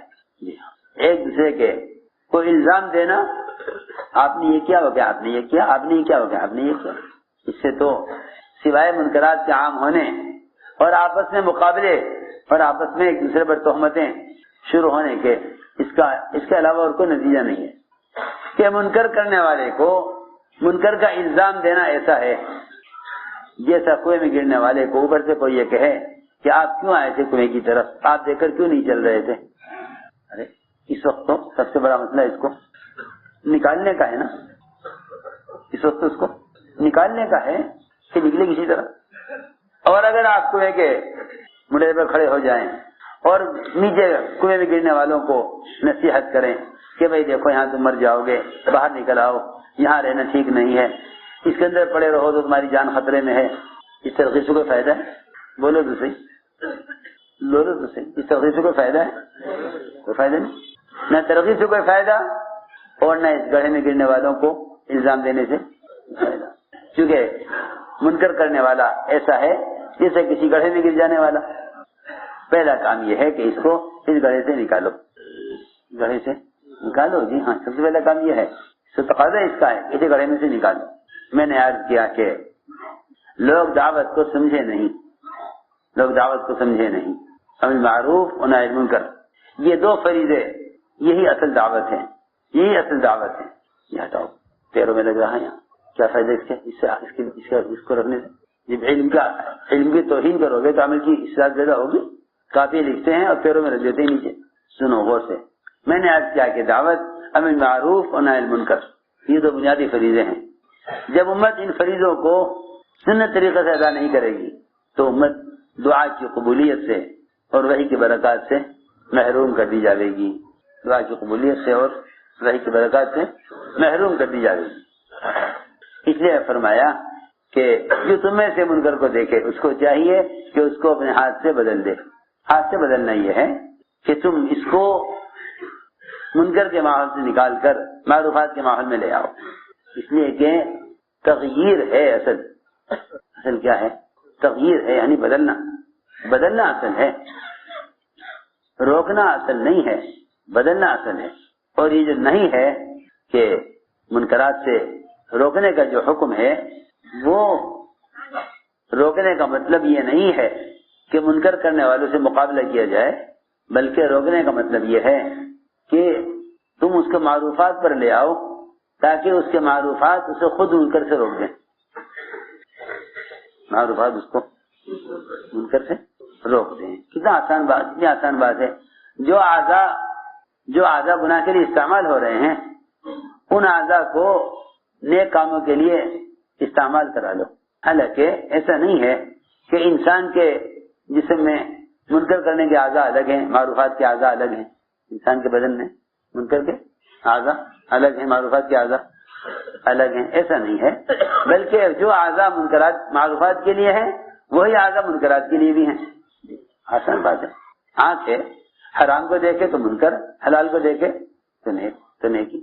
شرمگاہ ہے، حرام کے لیے استعمال ہو تو منکر، حلال کے لیے استعمال ہو تو اجر۔ صحابہ کو تعجب ہوا کہ یا رسول اللہ آپ کیا فرما رہے، ایک آدمی نے بیوی سے صحبت کرے اس کو اجر ملے گا؟ خیال خواہش، کیونکہ نماز روزے کا عمل تو ہے نہیں، ذکر و تلاوت کا ذکر و تلاوت کا عمل تو ہے نہیں ہے کہ اس پر اجر ملے، یہ تو ایک جسمانی خواہش ہے۔ فرمایا ہاں تم تو صحبت کی بات کر رہے، اگر لقمہ بھی دیتا اپنی بیوی کے منہ میں تو اس پر بھی اجر ملے گا۔ یا رسول اللہ اس پر اجر، یہ تو خواہش ہے۔ فرمایا کہ کیوں؟ اگر یہ شرمگاہ کو حرام میں استعمال کرتا تو گناہ ملتا نہ ملتا؟ معلوم ہوتا ہے کہ معروفات کے لیے بھی یہی اعضاء ہیں، منکرات کے لیے بھی یہی اعضاء ہیں۔ سنو میں کیا کہنا چاہتا ہوں، میں یہ کہنا چاہتا ہوں کہ کسی کو منکر سے روکنے کا مسنون طریقہ صرف یہ ہے، کتابیں لکھنے، پوسٹر چھاپنے، اخبارات میں دینے، یہ سب شیطانی راستے ہیں، یہ سب شیطانی راستے، چاہے کوئی بھی کرتا ہو۔ ایسا تو ہے نہیں کہ کوئی سمجھدار آدمی اس کام کو کرے تو ٹھیک ہے، نہ سمجھ کرے تو غلط ہے۔ یہ سب شیطانی راستے ہیں، سب شیطانی راستے ہیں۔ امت کے منکرات کو اور امت کی غلطیوں کو لکھ کر چھاپنا اور تقسیم کرنا، یہ مسلمان کو رسوا کرنے کا راستہ ہے، اور اللہ تعالیٰ اس شخص کو ذلیل کر کے رہیں گے جو کسی مسلمان کو ذلیل کرنا چاہے۔ کیونکہ یہ کیسے معلوم ہو کہ بھئی یہ آدمی اصلاح چاہتا ہے یا فساد چاہتا ہے؟ ارے یہ تو بہت آسان ہے، یہ تو بہت ہی آسان ہے۔ ہمیں کیسے پتہ چلے کہ یہ آدمی فساد چاہتا ہے یا اصلاح چاہتا ہے؟ یہ تو بہت ہی آسان ہے، یہ تو بہت ہی آسان ہے۔ سنو تو صحیح، یہ تو بہت ہی آسان بات ہے کسی شخص کے بارے میں یہ فیصلہ کرنا کہ آدمی اصلاح چاہتا ہے یا فساد چاہتا ہے۔ بہت آسان ہے کہ اگر یہ غلطی کرنے والے سے ہی صرف جا کر کہے کہ آپ یہ ایسا نہ کریں، یہ غلط ہے، صرف غلط کرنے والے سے جا کر کہے تب تو یہ اصلاح کرنے والا ہے۔ اور اگر اس کے علاوہ کوئی دوسرے سے کہہ رہا ہے کہ فلاں یہ کر رہا ہے تو پھر یہ آدمی فسادی ہے، پھر یہ آدمی فساد چاہتا ہے۔ منکر کرنے والے سے کہے تو مصلح ہے، اور دوسروں سے کہے جا کر تو فسادی ہے۔ بہت آسان ہے اس زمانے میں اس بات کا فیصلہ کرنا کہ بھئی ایک آدمی اگر معاشرے کی اصلاح چاہتا ہے تو وہ غلط کرنے والوں سے جا کر منکر سے ان کو روکتا ہے، یہ دوسروں کو جا کر خبر کرتا ہے۔ اگر خبر دوسروں کو کر رہا ہے تو پھر یہ فساد چاہتا ہے، اور اگر منکر کرنے والے سے ہی جا کر خبر کرے اور کسی سے نہ کہے تو پھر یہ اصلاح چاہتا ہے۔ یہ آسان بات، لیکن اس زمانے میں عجیب حال ہے لوگوں کا کہ وہ منکر کرنے والوں سے تو جا کر بتاتے نہیں کہ آپ یہ نہ کریں، ہاں وہ جا کر بتاتے نہیں کہ آپ یہ نہ کریں، دوسروں کو جا کے خبر کرتے ہیں کہ بھائی فلاں صاحب یوں کر رہے ہیں۔ ارے بھائی جو صاحب کر رہے تھے آپ ان سے کہتے نا جا کر، آپ تو غیبت کر کے اس زنا کرنے والے کے زنا سے زیادہ بڑے کام کے اندر مشغول ہیں، کیونکہ اللہ کے یہاں زنا کی توبہ تو ہے، غیبت کی توبہ نہیں ہے۔ اس نے تو وہ گناہ کیا جس سے اللہ اس کو معاف کر دیں، زنا کیا اللہ زنا کو معاف کر دیں گے۔ آپ نے زنا کی خبر کی، آپ کی معافی اللہ کے یہاں نہیں ہے، تو کیوں بھائی؟ جس گناہ کی اللہ کے یہاں معافی ہو وہ گناہ زیادہ بڑا ہے، جس گناہ کی اللہ کے یہاں معافی نہیں ہے وہ گناہ زیادہ بڑا ہے؟ بتاؤ، سوچو. جس گناہ کی اللہ کے ہاں معافی، جس گناہ کی اللہ کے ہاں معافی ہے وہ زیادہ بڑا گناہ ہے، جس گناہ کی معافی نہیں ہے وہ زیادہ بڑا ہے. سیدھی بات ہے. جس گناہ کی اللہ کے ہاں معافی نہیں وہ گناہ زیادہ بڑا ہے. اور آپ جانتے ہیں صحیح حدیث میں ہے کہ غیبت زنا سے بڑا گناہ ہے، کیونکہ زنا کی اللہ کے یہاں معافی ہے، غیبت کی معافی نہیں ہے. غیبت کی معافی نہیں ہے، وہ گناہ زیادہ بڑا ہے جس گناہ کی معافی نہیں. تو میں نے عرض کیا کہ جو اعضاء انسان کے عبادت کے لیے ہیں وہی اعضاء گناہوں کے لیے ہیں. چنانچہ منکر سے کسی کو روکنے کی مسنون شکل، مسنون طریقہ یہ ہے، سنو میری بات، کسی کو منکر سے روکنے کا مسنون طریقہ یہ ہے کہ تم اس کے اعضاء کو عمل پر استعمال کرا لو. تم اس کے اعضاء کو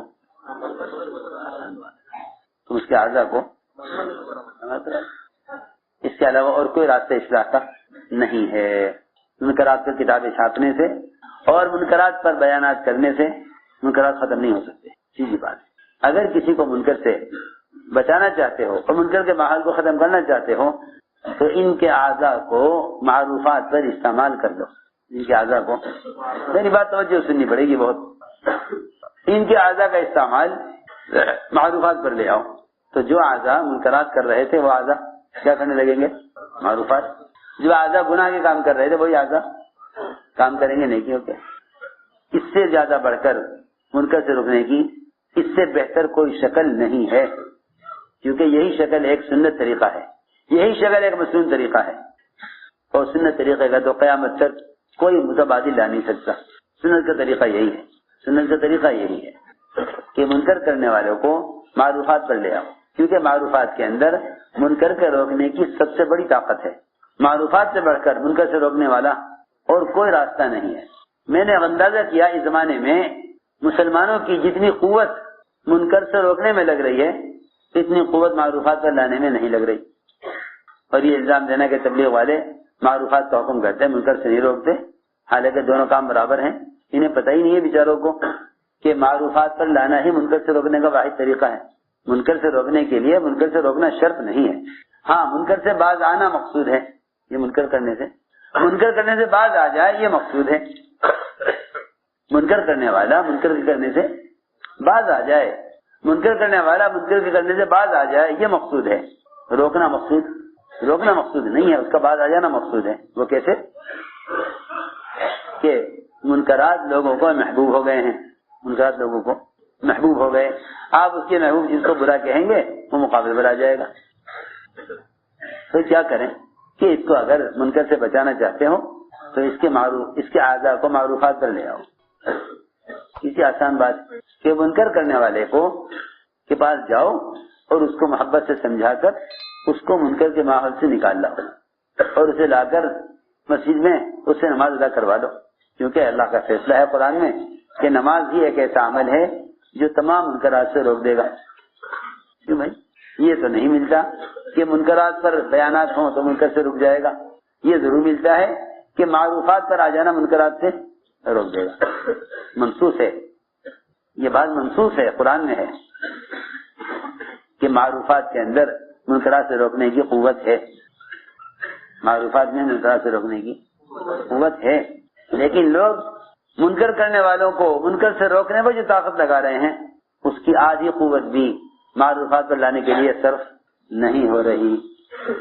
اس لیے ماحول بگاڑ کی طرف جا رہا ہے. لوگ بیچارے سمجھتے ہیں کہ انہیں بیچاروں کو منکرات کی خبر نہیں اس لیے کر رہے ہیں تو لوگ منکرات کے بیان کرنے لگے. کیا کرنے لگے؟ منکرات کے بیان کرنے لگے. حالانکہ امت میں بے دینی جہالت کی وجہ سے نہیں ہے، امت میں بے دینی علم کے باوجود ہے. آپ دیکھیں بے شمار حدیثیں ملیں گی. ایک صحابی نے عرض کیا کہ فلاں آدمی چوری کرتا ہے، نماز پڑھتا ہے، فرمایا نماز چوری سے روک دے گی. ایک چور سے چوری ہو گئی، آپ نے کہا مسجد کے ستون سے باندھ دو، چور کو مسجد کے ستون سے باندھ دو. عمل کے ماحول میں رہنا اس کے دل میں چوری کی نفرت پیدا کر دے گا. اس کے دل میں چوری کی نفرت. میں نے ساری بات یہ سمجھانے کے لیے عرض کیا تھا کہ اصل دعوت ہے، اور دعوت یہ نہیں کہ آپ کسی بھی طریقے سے دعوت دیں، ہرگز نہیں. یہ اس زمانے کی غلط سوچ ہے کہ دعوت کو کوئی مخصوص طریقہ نہیں ہے اور دعوت کوئی متعین طریقہ نہیں ہے. ہر زمانے کے اعتبار سے دعوت کا کام اس زمانے کے اعتبار سے ایسا نہیں ہے، بلکہ دعوت کی حقیقت کو سمجھنے کے لیے ہمیں پلٹ کر سب کو اجتماعی طور پر صحابہ کرام کے زمانے کی طرف اور محمد صلی اللہ علیہ وسلم کے طریقہ محنت کی طرف جانا پڑے گا. اس کے علاوہ کوئی راستہ نہیں ہے، اس کے علاوہ کوئی راستہ نہیں، اس کے علاوہ کوئی راستہ نہیں ہے. یہ نہیں کہہ سکتے کہ میں آج زمانے کے اعتبار سے اس وقت جو طریقہ ہو وہ اختیار کر لو. یہ تو حماقت کی سوچ ہے کہ وہ اس زمانے کا طریقہ تھا، یہ زمانے کا طریقہ ہے. بالکل نہیں، بالکل نہیں. دعوت کا تو قیامت تک وہی طریقہ رہے گا جو طریقہ محمد صلی اللہ علیہ وسلم اور آپ کے صحابہ کا رہا ہے. لوگ کہتے ہیں تو دین مقصود ہے. کیا مقصود ہے؟ لوگ کیا کہتے ہیں؟ تو دین مقصود ہے نا، تو دین جس طرح بھی آ جائے اس کے لیے کیا ضروری ہے کہ تبلیغ کا ہی کام ہو. دین مقصود ہے، کسی بھی طرح آ جائے. ارے سنو میں کیا کہہ رہا کہ دین مقصود ہے، کہ ہاں بے شک دین مقصود ہے، مگر اس دین کو دنیا میں قائم کرنے کے لیے جس طرح دین مقصود ہے اسی طرح خدا کی قسم صحابہ کرام کا طریقہ محنت مقصود ہے. یہ نہیں کہا جا سکتا کبھی بھی کہ دین مقصود ہے طریقہ کوئی سا بھی ہو. میں سوال کرتا ہوں، دانت صاف کرنا مقصود ہے، آپ چاہو برش کر لو چاہو مسواک کر لو، کیونکہ مقصود کیا ہے؟ دانت صاف کرنا مقصود ہے. چاہو برش کر لو چاہو مسواک کر لو. آپ بتا دو سچی سچی دل سے کہ اگر برش کرتا ہے مسواک نہیں کرتا تو کیا مسواک کے 70 فائدے حاصل ہو جائیں گے میرے برش سے؟ کیوں؟ اس لیے کہ خلاف سنت ہے.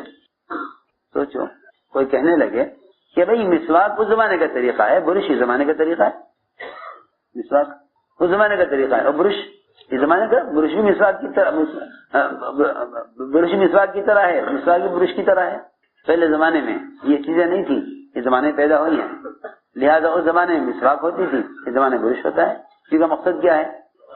مقصد کیا ہے کہ دانت صاف ہو جائے؟ نہیں، صرف دانت صاف کرنا مقصود نہیں ہے، سنت کے طریقے پر صاف کرنا مقصود ہے. ہماری بات سمجھ میں آتی ہے؟ ہاں، یہ شیطان کا دھوکہ ہے کہ بھئی اس زمانے کا طریقہ ہوتا ہے، اس زمانے کا طریقہ یہ ہے. جب وضو کا ایک جز مسواک قیامت تک کوئی اس کا بدل نہیں لا سکتا، کیونکہ جو آدمی مسواک کے ساتھ وضو کر لیتا ہے اس کی نماز کا درجہ اور اجر بڑھ جاتا ہے. بلکہ صحیح حدیث میں ہے کہ اگر مسواک کر کے کوئی آدمی تلاوت کرتا ہے تو فرشتہ منہ سے منہ لگائے رکھتا ہے اور تلاوت کرنے والے سے کہتا ہے ایک آیت اور پڑھ لے، ایک آیت اور پڑھ لے، ایک آیت اور پڑھ لے. معلوم ہوتا ہے کہ مسواک کی وجہ سے آدمی کے عمل میں اور ذکر اور تلاوت میں فرشتہ بھی زیادتی چاہتا ہے. تو میں نے عرض کیا کہ وضو کا ایک جز مسواک جس کے بغیر وضو ہو سکتا ہے، اگر کوئی آدمی وضو کر رہا ہے مسواک نہیں ہے تو فرمایا کہ ہاں کم سے کم دانتوں پر انگلی پھیل لے، لیکن وضو ہو جائے گا، نماز ہو جائے گی. تو اب سوچنے کی بات یہ ہے کہ جو مسواک جو وضو میں فرض اور واجب نہیں ہے، سنت ہے، جب یہ سنت مسواک کا قیامت تک کوئی بدل نہیں لا سکتا، قیامت تک کوئی اس کا بدل نہیں لا سکتا، تو اس کام کے لیے جو کو بھیجا گیا ہے دعوت اللہ، اس کے طریقے کا متبادل کیسے ہو سکتا ہے؟ اس کے طریقے کا متبادل کیسے ہو سکتا ہے؟ آپ یہ کہیں کہ ہاں اس زمانے میں تو چل پھر کے دعوت دی جاتی تھی، کیونکہ آلات ذرائع نشر و اشاعت کے مختلف قسم کے نیٹ اور چینل نہیں ہوا کرتے تھے. اس زمانے میں یہ طریقہ، زمانے کا وہ طریقہ تھا. سب جہالت کی سوچ ہے، سب جہالت کی سوچ ہے. یہ سارے آلات اور ذرائع اپنے اندر رواج کی ظلمتیں لیے ہوئے ہیں اور یہ سارے طریقے سنت کے نور سے بالکل خالی ہیں، سنت کے نور سے بالکل خالی ہیں. یہ شیطان کا دھوکہ ہے کہ دین کی آواز پہنچانے کے لیے چیزوں کا استعمال کرو تاکہ آواز پہنچ جائے. ہمارے ایسا فرماتے تھے آواز کا پہنچانا کام نہیں ہے، دین کی دعوت کو لے کر پھرنا کام ہے. یہ زمانے کے لوگوں کو دھوکہ لگا ہے کہ ان آلات کا استعمال کرو تاکہ دین سہولت سے پہنچ جائے. حالانکہ علم اور عمل پر لانے کے لیے اپنے ماحول سے نکالنا، خود اپنے ماحول سے نکلنا، یہی اصل سنت ہے. یہ اصل سنت ہے کہ علم پہنچانے کے لیے بھی اپنے ماحول سے نکلو اور علم سیکھنے کے لیے بھی اپنے ماحول سے. ایک صاحب نے لکھا ہے عمر کو خط کہ مجھے علم لکھ کر بھیج دیجیے مدینے سے، مجھے علم لکھ کر بھیج دیجیے. عمر نے جواب میں لکھا علم لکھ کر بھیجنے کی چیز نہیں ہے، علم لکھ کر بھیجنے کی چیز. اب تو سارا علم خط و کتابت میں آ کر رہ گیا، نہ علماء کی صحبت، نہ علماء کی ضرورت، نہ اس کے لیے اپنے وطن کو چھوڑ کر عمل کے علم کے ماحول میں آنا کیا ضرورت ہے جب سارا علم موجود ہے مشینوں پر، آلات پر. کیا ضرورت ہے آپ کو اس کی؟ آپ تو دنیا میں لگیں، تجارت کریں، اور رہا علم یہاں سے لے لیں. اگر عمل کی استعداد معلومات سے حاصل ہو جاتی تو ساری دنیا کے مسلمان پورے دن بھر قائم ہوتے. طلب علم کے لیے یہ اللہ کے مخلوق کی، معصوم مخلوق کی دعاؤں سے محروم. طلب علم کے لیے ہجرت نہ کرنے کی وجہ سے اور طلب علم کے لیے سفر نہ کرنے کی وجہ سے یہ اللہ کی معصوم مخلوق کی دعاؤں سے محروم. یہ صحیح حدیث ہے کہ جو آدمی طلب علم کے لیے قدم اٹھاتا ہے ساری مخلوق سمندر کی مچھلیاں تک اس کے لیے وہی نہیں رہے. حدیث اس کے لیے دعا کرتی. جی اب کیا ضرورت ہے اس کی کہیں چل کے جانے کی؟ جی ہاں، علم کہاں کہ جہاں چاہو لے لو، جہاں سے چاہو لے لو. نہ اس کے لیے ہجرت اور نہ اس کے علماء کی صحبت، کیا ضرورت ہے؟ حضرت عمر نے جواب میں لکھا کہ علم لکھ کر بھیجنے کی چیز نہیں ہے. آپ اگر علم طلب کرنا چاہتے ہیں تو آئیں مدینہ منورہ میں، یہاں علماء کے پاس رہیں، علماء کی صحبت میں رہ کر علم حاصل کریں. یہ جواب میں لکھا. میں نے عرض کیا کہ دعوت کو سمجھنا چاہیے کہ دعوت کیا ہے. دعوت حضور اکرم صلی اللہ علیہ وسلم اور آپ کے صحابہ کا طریقہ محنت ہے. شروع سے میں نے ایک بات عرض کی تھی کہ دعوت کے بغیر نہ اللہ تعالیٰ کی غیبی نصرتیں اتریں گی اور دعوت کے بغیر اپنے دین پر استقامت باقی نہیں رہے گی. یہ پکی بات ہے کیونکہ اللہ نے قرآن میں شرط لگائی ہے کہ اپنے دین پر ثابت قدم رہنے کے لیے اور اللہ کی غیبی مددیں نازل کرانے کے لیے دعوت اللہ شرط ہے. دعوت اللہ شرط ہے، شرط. ان تنصر اللہ ینصرکم ویثبت اقدامکم. یہ دو چیزیں ہیں بہت اہم، یہ دو چیزیں بہت اہم ہیں. ان تنصر اللہ ینصرکم ویثبت اقدامکم. اگر تم اس کے دین کا مددگار ہو تو وہ تمہاری مدد کرنے والا ہے باطل کے خلاف اور تمہارے قدموں کو دین پر جمانے والا ہے. اگر سارا باطل مجتمع ہو کر ایک سنت کے مقابلے پر آ جائے اور مسلمان کو ایک سنت سے روکنا چاہے تو باطل کی ہلاکت کے لیے کافی ہے. یہاں مسلمانوں کے فرائض اور ان کے شرعی احکام وہ خطرے پڑے ہوئے ہیں. دن رات یہ سوچتے رہتے ہیں مسلمان کہ اگر حکومت فلاں کی ہو گئی تو اسلام کا کیا ہوگا. ہائے کسی عجیب بات ہے. یہ مسلمانوں کا حال ہے.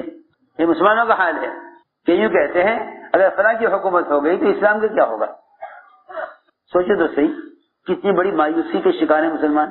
کسی بے عقلی کی سوچ ہے کہ اگر فلاں کی حکومت ہو گئی تو اسلام کا کیا ہوگا. بیچارہ اسلام. اللہ سارا باطل اگر ایک وقت میں جمع ہو جائے اور ایک سنت کے مقابلے پر آ جائے کہ ہم استنجا اس طریقے سے نہیں کرنے دیں گے تو خدا کی قسم سارے باطل کی تباہی کے لیے ایک سنت سے روک دینا کافی ہے. ایک سنت سے روکنا سارے باطل کی ہلاکت کے لیے کافی. کہاں مسلمان اس مایوسی میں پڑا ہوا ہے کہ اگر ان کی حکومت ہو گئی تو اسلام کا کیا ہوگا. کیونکہ واقعی ایسے حالات میں حدیث یاد آتی ہے جس میں آپ نے فرمایا کہ اگر مسلمان اللہ کے غیر سے امید کرے گا تو اللہ اسے غیر کے حوالے کر دیں گے اور اگر یہ اللہ کے غیر سے ڈرے گا تو اللہ اس پر غیروں کو مسلط کر دیں گے. اس پر غیروں کو مسلط کر دیں گے. میں نے عرض کیا کہ اپنے دین پر استقامت اور باطل کے خلاف اللہ کی مدد کے اترنے کا اصل سبب کیا ہے؟ اصل سبب کیا ہے؟ وہ صرف یہ ہے کہ تم دین کی دعوت کو لے کر پھرا کرو. دین کی دعوت کو لے کر پھرا کرو. کیونکہ دین کی دعوت کو لے کر پھرنا یہی اصل دین کی نصرت ہے. اس بات کو اس زمانے میں سمجھانا بہت مشکل ہے. اس کی وجہ یہ ہے کہ سنت کے طریقے تو مغلوب ہو گئے، رواجی طریقے غالب آ گئے. سنت کے طریقے مغلوب ہو گئے. یہ وجہ ہے. اتنا دور چلا گیا سنت کا دور، اتنا دور چلا گیا کہ اس زمانے میں لوگوں کو دین کے پھیلانے کے لیے ان رواجی شکلوں کے علاوہ کوئی پرانی شکل اور کوئی سنت کا طریقہ نہ نظر آتا ہے نہ یاد رہتا ہے. حالانکہ حقیقت یہ ہے کہ اللہ کے دین کی نصرت صرف دعوت اللہ ہے. اللہ کے دین کی نصرت صرف دعوت اللہ ہے.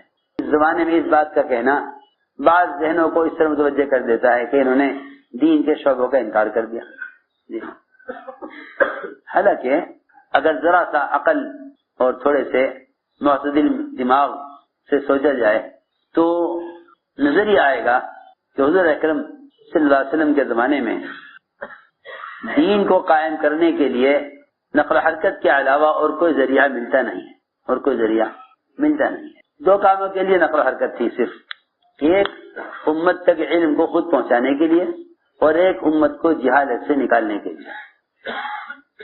یہ صرف یہ دو سبب ملتے ہیں دور نبوت میں، دور خلافت میں، صرف یہ دو سبب ملتے ہیں، اور دونوں کو نفر سے جوڑا گیا ہے۔ یہ نہیں کہ بس بیٹھ کے سوچ لو کہ بھائی نفر تو قتال کے لیے ہوا کرتا تھا، اسی کے سارے فضائل تھے، ابھی زمانے میں قتال کیونکہ ہے نہیں کفار سے، اس لیے نفر بھی نہیں۔ اس زمانے میں نفر ہوتا تھا قتال کے لیے، اسی کے فضائل تھے، اس زمانے میں قتال نہیں، اس لیے نفر بھی نہیں۔ حالانکہ اللہ کے راستے کے نفر کا اصل مقصد امت تک علم کو پہنچانا تھا، امت تک علم کو پہنچانا۔ نبی کو حکم ہے بلغ ما انزل الیک من ربک، آپ خود پہنچائیے جو حکم آپ پر نازل کیا گیا ہے۔ جی ہاں، یہ تو نہیں کہ آپ سارے علم لے کر آلات پر ڈال دیں اور کہ ہاں بھائی تبلیغ ہو رہی ہے۔ یہ تبلیغ کا طریقہ نبوت کا نہیں ہے، یہ طریقہ تبلیغ کا نبوت کا طریقہ یہ نہیں ہے۔ نبی کو خود حکم ہے بلغ، آپ خود پہنچائیے، آپ خود پہنچائیے۔ اس لیے آپ منع کرتے تھے کہ میں نکلوں اللہ کے راستے میں تبلیغ کے لیے، قتل کیا جاؤں، پھر زندہ کیا جاؤں، پھر قتل کیا جاؤں۔ 7 مرتبہ روایت میں ہے کہ آپ نے فرمایا اتنی مرتبہ قتل کیا جاؤں، اتنی مرتبہ زندہ کیا جاؤں۔ جی ہاں، اس زمانے کے لوگوں کو سب سے بڑا پہلا دھوکہ یہ لگا، سب سے پہلا دھوکہ یہ لگا کہ وہ تو قتال کے لیے نکلنے کے فضائل ہیں اور اب قتال ہے نہیں تو نکلنے کی کیا ضرورت ہے۔ اور اس زمانے میں لوگ نکلتے تھے جب بات کے پھیلانے کے ذرائع نہیں تھے، اب تو دین کی باتوں کی اشاعت کے بہت ذرائع ہیں، اب سننے کی کیا ضرورت ہے۔ حالانکہ آلات کا استعمال مجاہدہ نہیں، بدن کا استعمال مجاہدہ ہے۔ سمجھ آ رہی بات؟ ادھر دیکھو میری طرف، آلات کا استعمال مجاہدہ نہیں، بدن کا استعمال مجاہدہ ہے، چاہے وہ دعوت ہو یا عبادت ہو، چاہے دعوت ہو یا عبادت ہو، دونوں میں بدن کا استعمال اصل ہے، کیونکہ عملی سرمایہ انسان کے اعضاء ہیں، عملی سرمایہ انسان کے اعضاء عملی سرمایہ ہیں۔ خارجی چیزوں کے استعمال سے خدا کی قسم عمل کی استعداد پیدا نہیں ہوگی، یہ پکی بات ہے۔ خارجی چیزوں کے استعمال سے عمل کی استعداد پیدا نہیں ہوگی، بلکہ استعداد ہے وہ بھی ختم ہو جائے گی۔ جی ہاں، عمل کی استعداد ہے وہ بھی ختم ہو جائے گی، کیونکہ جتنے بھی تعیش کے نقشے ہیں وہ انسان کے جسم کی قوت کو کمزور کر دیتے ہیں، تو سب جانتے ہیں۔ ڈاکٹر یہ کہتے ہیں کہ آپ صبح کو ٹہلا کریں اور آپ دھوپ میں رہا کریں، دھوپ میں رہیں گے تو آپ کے جسم میں وٹامن ڈی باقی رہے گا، ورنہ آپ کی ہڈیاں کمزور ہو جائیں گی۔ پتہ نہیں کیا کیا ڈاکٹر تو خود کہتے ہیں کہ آپ مشقت کے کام کریں۔ جی ہاں، دیکھو تو صحیح، جب جسم کا تقاضا مشقت کے بغیر اور جسمانی قوت مشقت کے بغیر نہیں حاصل ہو سکتی تو عمل کی استعداد مجاہدے کے بغیر کیسے حاصل ہو جائے گی؟ اور لوگ بیچارے خاص چیزوں کے استعمال کو سمجھتے ہیں یہ زمانے کے تبلیغ کا طریقہ ہے، وہ زمانے کے تبلیغ کا طریقہ تھا۔ یہ میں عرض کرنا چاہتا ہوں، بس چند چیزوں میں ذہن آدمی کا محدود ہو گیا ہے۔ اب اگر یہ کہہ دیا جائے کہ نقل و حرکت ہی اسلام کے قائم ہونے کا اور اس ذات کے رکنے کا اصل ذریعہ ہے تو یہ کہیں گے دیکھو بھائی تبلیغ والوں نے یہ کہنا شروع کر دیا۔ ارے تبلیغ والوں کو کیا کہنا؟ حضرت اسامہ کی جماعت کو ابوبکر روانہ کرنے پر اڑ گئے، کسی کی رائے نہیں، کسی کی رائے نہیں۔ حضرت عمر نے کہا کہ آپ جماعت کو روانہ مت کریں۔ کہا کیوں؟ کہ اس وقت کے حالات ٹھیک نہیں ہیں، ذرا انتظار کریں، مدینے کی حفاظت مقدم ہے۔ حضرت بکر نے فرمایا نہیں، میں تو جماعت ابھی روانہ کروں گا۔ حضرت عمر نے فرمایا کہ آپ تنہا فیصلہ نہ کریں، سب سے رائے لیں، سب کے مشورے سے کام کریں، سب کے مشورے سے کام کریں، رائے لیں ساتھیوں سے، سب کی کیا رائے ہے؟ حضرت عمر فرمایا کسی کی رائے نہیں ہے اور ہماری بھی رائے نہیں ہے کہ اس وقت جماعت روانہ کی جائے۔ حضرت بکر نے فرمایا کہ عمر اللہ کے حکم میں مشورہ نہیں ہے، اللہ کے حکم میں مشورہ نہیں ہے، یہ جماعت ابھی جائے گی۔ روایت میں ہے جہاں جہاں سے اسامہ کی جماعت گزرتی تھی وہاں کے مرتدین اسلام میں واپس آ جاتے تھے۔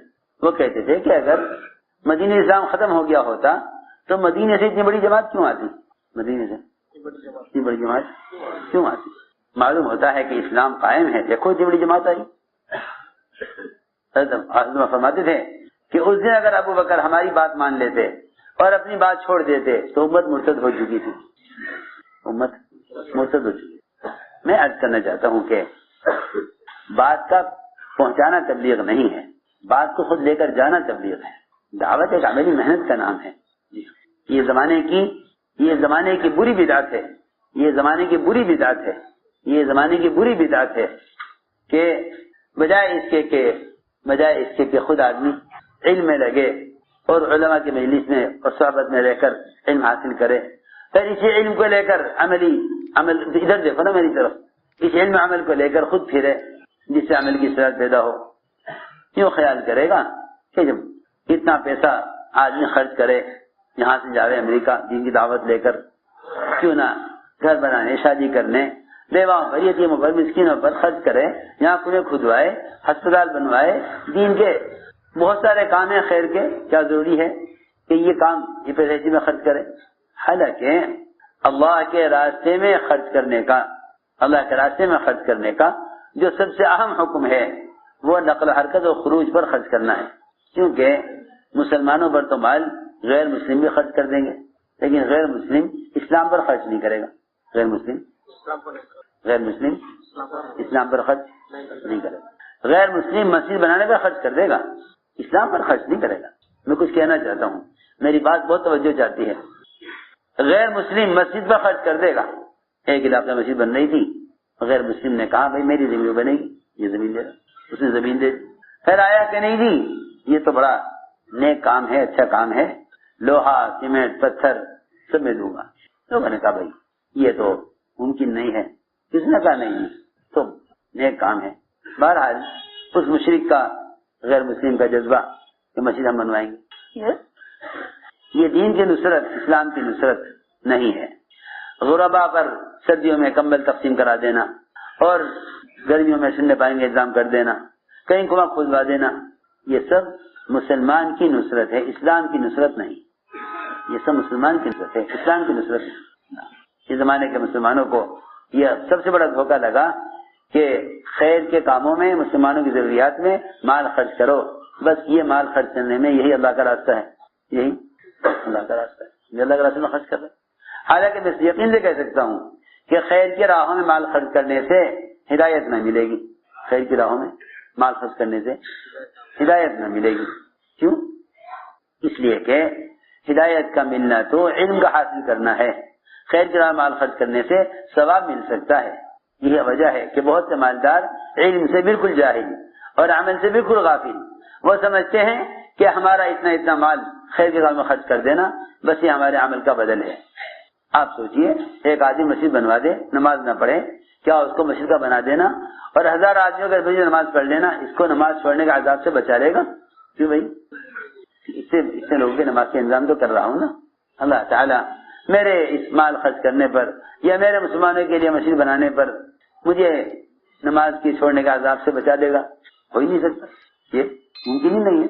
تو جب مسجد جیسا نیک عمل نماز چھوڑنے کے عذاب سے نہیں بچا سکتا، تو جو دوسرے مال خرچ کرنے کے راستے ہیں، بیواؤں پر، یتیموں پر، مسکینوں پر، یتیم خانہ تعمیر کرانے پر، مفت کا ہسپتال مسلمانوں کے لیے بنا دینے پر، یہ سارے جتنے بھی رفاہی کام ہیں مسلمانوں کی ضرورت کے لیے، ان ساری ضروریات میں خرچ کر دینا، یہ آدمی کو دیندار کیسے بنا سکتے ہیں؟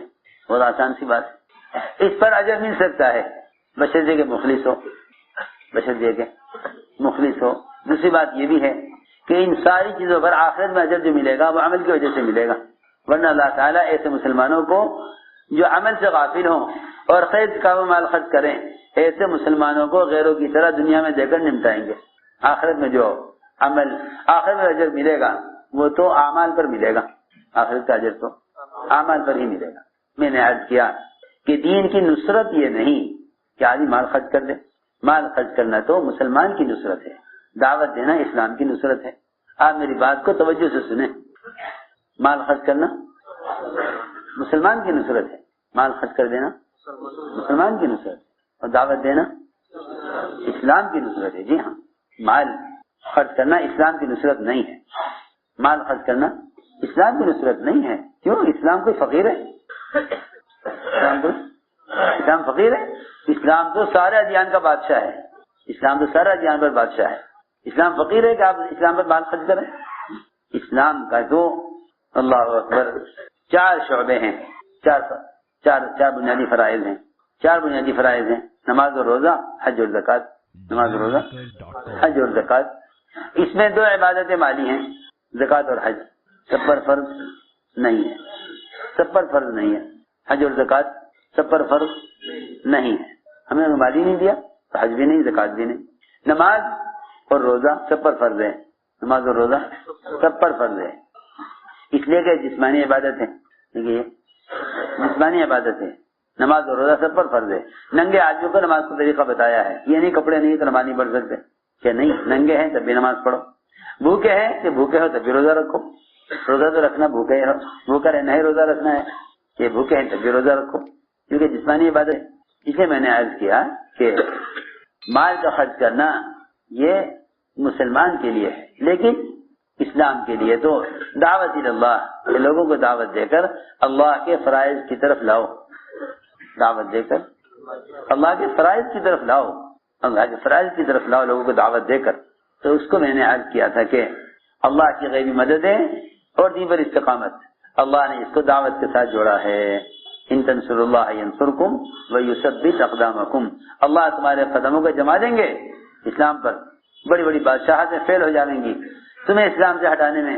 عبداللہ بن حذافہ کو جب بادشاہ نے یہ کہا، روم کے بادشاہ نے، کہ تم نصرانی ہو جاؤ، آدھا ملک لے لو. کہاں آدھا ملک، سارے دنیا کے بادشاہت بھی ملے تو میں دین نہیں چھوڑوں گا.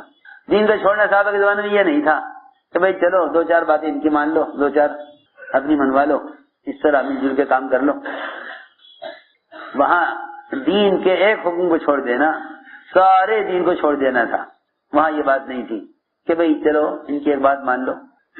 نہیں، بادشاہ عاجز آ گیا. حذیفہ نے کہا تیری پوری بادشاہت، عرب کی ساری بادشاہتیں ملیں مگر میں اپنا دین نہیں چھوڑوں. بادشاہ نے کہا میں تمہیں قدر کروں گا. کرو قدر. اوہو، اللہ نے جو جان دی ہی اسی راستے کے لیے تھی، اس کو بچاویں اس راستے سے. کہ ہم تیار ہیں قدر کے لیے، قدر کے لیے تیار ہیں. لو جس طرح چاہو کرو. میں عرض کر رہا تھا یہ استعداد مدد کیوں ختم ہوئی. کہاں ایک بادشاہ کا سارا ملک پیش کرنے کے باوجود ایک مسلمان کو اسلام سے ہٹانے میں ناکام ہو جانا، اور کہاں اس زمانے کے مسلمان کا ایک سنت پر عمل کرنے کے لیے اپنی بیوی بچوں اور اپنے رشتے داروں اور دوستوں کے سامنے مغلوب ہو جانا. کہ کیا کروں میرے دوست نہیں مانتے، کیا کروں میرے گھر والے نہیں مانتے. اتنے احکام ایسے ہیں شریعت کے، یہ پر عمل کرنا فرض ہے، یہ واجب ہے، لیکن یہ اپنے متعلقین کی وجہ سے عمل کرنے سے مجبور ہے. کیا کروں. میں اس لیے عرض کر رہا ہوں کہ اللہ نے دعوت میں یہ غیبی نصرت رکھی ہے کہ اللہ تعالی دعوت دینے والے کو باطل کے مقابلے میں دین پر جمائیں گے اور باطل کو مغلوب کرنے کے لیے غیبی مدد لاویں گے. باطل کو مغلوب کرنے کے لیے غیبی مدد لاویں گے. بشر حکومت دعوت پر آ جائے، بشر حکومت دعوت پر آ جائے. دعوت نقل و حرکت کا نام ہے. دعوت کسی اخبار کا نام دعوت رکھنا دعوت نہیں ہے. نقل و حرکت کا نام دعوت ہے. خود جا کر دعوت دو، یہی اصل ہے. یہی اصل ہے. اس کا کوئی متبادل نہیں ہے. وہ تو جب سنتوں سے مناسبت نہیں رہتی تو آدمی کو ان کے اپنے زمانے کے رواجی طریقے اچھے لگتے ہیں. جب سنت سے مناسبت نہیں رہتی، جب سنت سے مناسبت نہیں رہتی تو انہیں اپنے زمانے کے طریقے اچھے لگتے ہیں جب سنت سے مناسبت نہیں رہتی. اس لیے دوستو عزیزوں، سنت یہی ہے، سنت یہی ہے کہ اپنے دین کی دعوت کو لے کر پھرو. اس لیے کہ مسلمان عمل کو لے کر نہیں پھرے گا. اے بھائی سو رہے ہیں بیٹھ. اگر مسلمان عمل کو لے کر نہیں پھرے گا، اگر مسلمان عمل کو لے کر نہیں پھرے گا تو گویا عملی دین پیش نہیں کر سکتا. اس لیے کہ ساری کتابیں جمع کر دی جائیں تو کوئی کتاب عمل پیش نہ کرے گی، کوئی کتاب عمل پیش نہ کرے گی. اس لیے کہ عمل کی مشین صرف انسان ہے. عمل مشین صرف انسان ہے. کتابوں میں عمل کا طریقہ ہے، عمل نہیں ہے. اور عمل کا طریقہ بھی تحریری ہے، عملی طریقہ کتاب میں نہیں ہے. میری بات توجہ چاہتی ہے، کیونکہ میری بات ذرا دھیان سے سننا. یہ عمل کا تعدیہ تحریر میں نہیں ہے. ہم مولویوں کو سننے کی بات ہے. عمل کا تعدیہ تحریر میں نہیں ہے. تقریر میں بھی عمل کا تعدیہ نہیں ہے. تقریر میں بھی عمل کا تعدیہ نہیں ہے. تحریر میں بھی عمل کا تعدیہ نہیں ہے. عمل کا جو تعدیہ ہے وہ عمل کو لے کر پھرنے میں ہے. میں آسان کر دیتا ہوں. عمل سے جو عمل وجود میں آئے گا، جو عمل متعدی بنے گا، وہ عمل سے عمل وجود میں آتا ہے، کتاب سے عمل وجود میں نہیں آتا، تحریر سے بھی عمل وجود میں نہیں آتا، تقریر سے بھی عمل وجود میں نہیں آتا۔ اس جگہ تحریر اور تقریر یہ کام قلم کا ہوا، یہ کام زبان کا ہوا۔ اصل چیز تحریک ہے، اصل چیز کیا ہے؟ تحریک، حرکت میں آنا۔ اصل کیا ہے؟ تحریک اصل ہے، حرکت میں آنا۔ علی رضی اللہ عنہ عراق گئے، عراق والوں نے کہا کہ حضور اکرم صلی اللہ علیہ وسلم کے طریقے پر ہمیں وضو سکھلا دیجیے۔ فرمایا لا لوٹے میں پانی اور اونچی جگہ کوئی بتاؤ۔ چنانچہ بڑی اونچی دیوار تھی قلعے کی، حضرت علی کو وہاں چڑھایا دیوار پر، وہاں حضرت علی نے بیٹھ کر وضو کیا اور سارے عراق والوں کو جمع کر لیا، بچے، عورتیں، بوڑھے، جوان، سب عورت مرد سب جمع ہو گئے۔ سب نے حضرت علی کو وضو کرتے ہوئے دیکھا، کیونکہ علی رضی اللہ عنہ نے اس طرح وضو کر کے دکھلایا جس طرح حضور اکرم صلی اللہ علیہ وسلم کو وضو کرتے ہوئے دیکھا تھا۔ وضو کے بعد کہا کہ اللہ کے رسول صلی اللہ علیہ وسلم کا وضو اس طرح کا تھا، تو سب کو وضو کرنا آ گیا، سب کو۔ اور یہ بات ذہن میں رہے کہ مسلمان کا عمل مسلمان کے لیے مؤثر ہے، مسلمان کا عمل مؤثر ہے مسلمان کے لیے۔ عمل سے عمل کا ماحول بنے گا، بیان، تقریر اور جو ہے تحریر اور کتابوں سے عمل کا ماحول نہیں بنے گا، یہ پکی بات ہے، یہ پکی بات ہے۔ عمل کا ماحول عمل سے بنے گا۔ ہندا حمزہ کلیجہ چبایا، ایسی سخت دل عورت کہ ایسا قتل ہوا حمزہ کا جو ناقابل برداشت تھا۔ آپ کو سخت تکلیف تھی کہ آپ 70 مشرک قتل کرنا چاہتے تھے حضرت حمزہ کے بدلے میں، کتنی تکلیف آپ کو تھی۔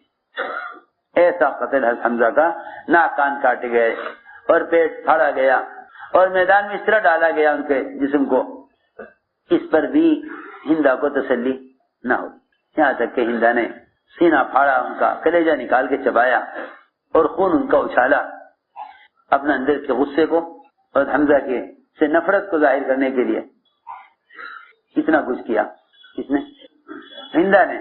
لیکن جب عمل کے ماحول میں آئی کہ صحابہ فتح مکہ کی رات میں سب تہجد میں، عبادت میں، دعاؤں میں، سجدے میں پڑے ہوئے تھے، ہندا نے کہا میں تو اسلام قبول کر لیا، میں نے تو۔ ابو سفیان نے کہا یہ تجھے کیا ہوا، تو انکار کرتی تھی اس دین کا۔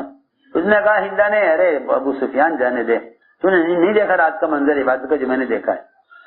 جی ہاں، لوگ بیچارے اپنے گھر میں تہجد پڑھ لیں، سمجھ لیں کہ ہاں بس میرا معاملہ میرا اللہ کا ہے، پڑھ لیا میں نے، ذکر کر لیا، تلاوت کر لی، کیونکہ میری خبر، میرا حشر، میری جنت انفرادی اعمال سے ماحول نہیں بنتا، انفرادی اعمال سے ماحول نہیں بنتا، انفرادی اعمال سے ماحول نہیں بنتا۔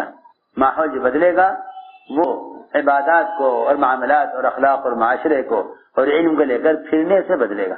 اس لیے میں نے عرض کیا کہ اعمال کا تعدیہ نقل و حرکت میں ہے، اعمال کا تعدیہ عمل سے عمل جو وجود میں آئے گا وہ نقل و حرکت سے وجود میں آئے گا۔ آپ ساری دنیا میں اعلان کر دیں نماز فرض ہے، اس سے نماز کا فریضہ قائم نہیں ہوگا، پکی بات ہے، اس سے نماز کا فریضہ قائم نہیں ہوگا۔ علم تو اس کے لیے مفید ہے جس میں عمل کی طلب ہو، پہلے تو عمل کی طلب ہو نا، پھر اس کے لیے علم ہے۔ آپ کسی کو عمل پر تو لائیں، جب آپ اس کو عمل پر لائیں گے تب وہ علم جائے گا، کیوں بھائی آپ اس کو عمل پر لائیں، پھر وہ کہے گا ہاں بھائی نماز پڑھنی ہے، نماز کا طریقہ کیا ہے۔ جو آدمی عمل کا طالب نہیں وہ علم کا طالب کیسے ہو سکتا ہے؟ جو آدمی عمل کا طالب نہیں وہ علم کا طالب کیسے ہو سکتا ہے؟ کیوں نہیں غور کرتے؟ اس لیے ہم نے عرض کیا کہ نقل حرکت کے ذریعے امت کو اللہ کے فرائض کے ادا کرنے کی طرف لاؤ۔ یہ نہیں کہ لوگوں کو معلوم ہے کہ فرائض کہ نماز کیا ہے، پڑھ لیں، نہیں پڑھتے تو ان کی مرضی ہے۔ یہ کوئی کام ہے؟ یہ کوئی کام ہے کہ آپ اعلان کر دیں کہ نماز فرض ہے، جو پڑھ لے جو نہ پڑھے وہ عذاب میں مبتلا ہو جائے؟ یہ تو کوئی کام نہیں۔ جس طرح تو نبی کرتے، آ کے اعلان کر دیتے کہ میں اللہ کا نبی ہوں اور لوگوں سن لو، یہ اسلام ہے، یہ فرائض ہیں، جو کرے گا وہ کامیاب، جو نہ کرے وہ ناکام۔ پھر محنتی کیا ہوئی؟ حضور اکرم صلی اللہ علیہ وسلم الگ الگ حلقوں میں جاتے، دعوت دیتے۔ مشرکین نے کہا کہ اے محمد صلی اللہ علیہ وسلم آپ کی بات حق ہے، ہم مانتے ہیں، آپ کا دین سچا ہے، ہم مانتے ہیں، لیکن آپ پھرا مت کریں، اپنی جگہ بیٹھ جائیں، اپنی مسند بنائیں، وہاں بیٹھیں آپ، اور جس کو بھی آپ کی دین کی ضرورت ہوگی وہ آپ کے پاس آ جائے گا، آپ اسے دین سکھلا دیں۔ یہ کس نے کہا؟ ہاں، مشرکین اس زمانے کا مسلمان کہے کہ پھرنے سے کیا فائدہ، پھرنے کی کیا ضرورت، میں جسے دین سیکھ رہا ہوگا سیکھ لے گا۔ اس زمانے میں مشرکین کہتے تھے کہ آپ کا دین حق ہے، ہم مانتے ہیں، چلیے ٹھیک ہے، اچھا دین ہے آپ کا، مگر آپ پھرا مت کریں، مگر آپ پھرا مت کریں۔ اسی حلقے میں صحابہ بھی تھے، صحابہ نے کہا نہیں یا رسول اللہ آپ آیا کریں، آپ اپنے دین کی دعوت دیا کریں، آ کر ہم سنیں گے آپ کی بات، اگر یہ مشرکین نہیں سننا چاہتے ہم سنیں گے آپ کی بات، آپ آیا کریں۔ تو کفار نے کیا کہا کہ آپ پھرا نہ کریں، ہم آپ کی بات مانتے ہیں، ٹھیک ہے، حق ہے، آپ کا دین سچ ہے، آپ جگہ بیٹھیں، جس سے دین کی طلب ہوگی، آپ کے علم کی طلب ہوگی وہ آئے گا، آپ روز سکھا لیں۔ سوچے تو صحیح، اس زمانے کا مسلمان کے ہے پھرنے سے کیا فائدہ۔ اللہ اکبر۔ حضرت فرماتے تھے اگر اللہ کے راستے میں پھرنا نہ ہوتا تو میں دنیا میں رہنا پسند نہ کرتا۔ جی ہاں، یہ شیطان کا وسوسہ پڑا اس زمانے میں مسلمانوں کے دلوں میں، کام کرنے والوں کے ذہنوں میں، کہ پھرنا اصل نہیں ہے، حالانکہ پھرنا ہی اصل ہے۔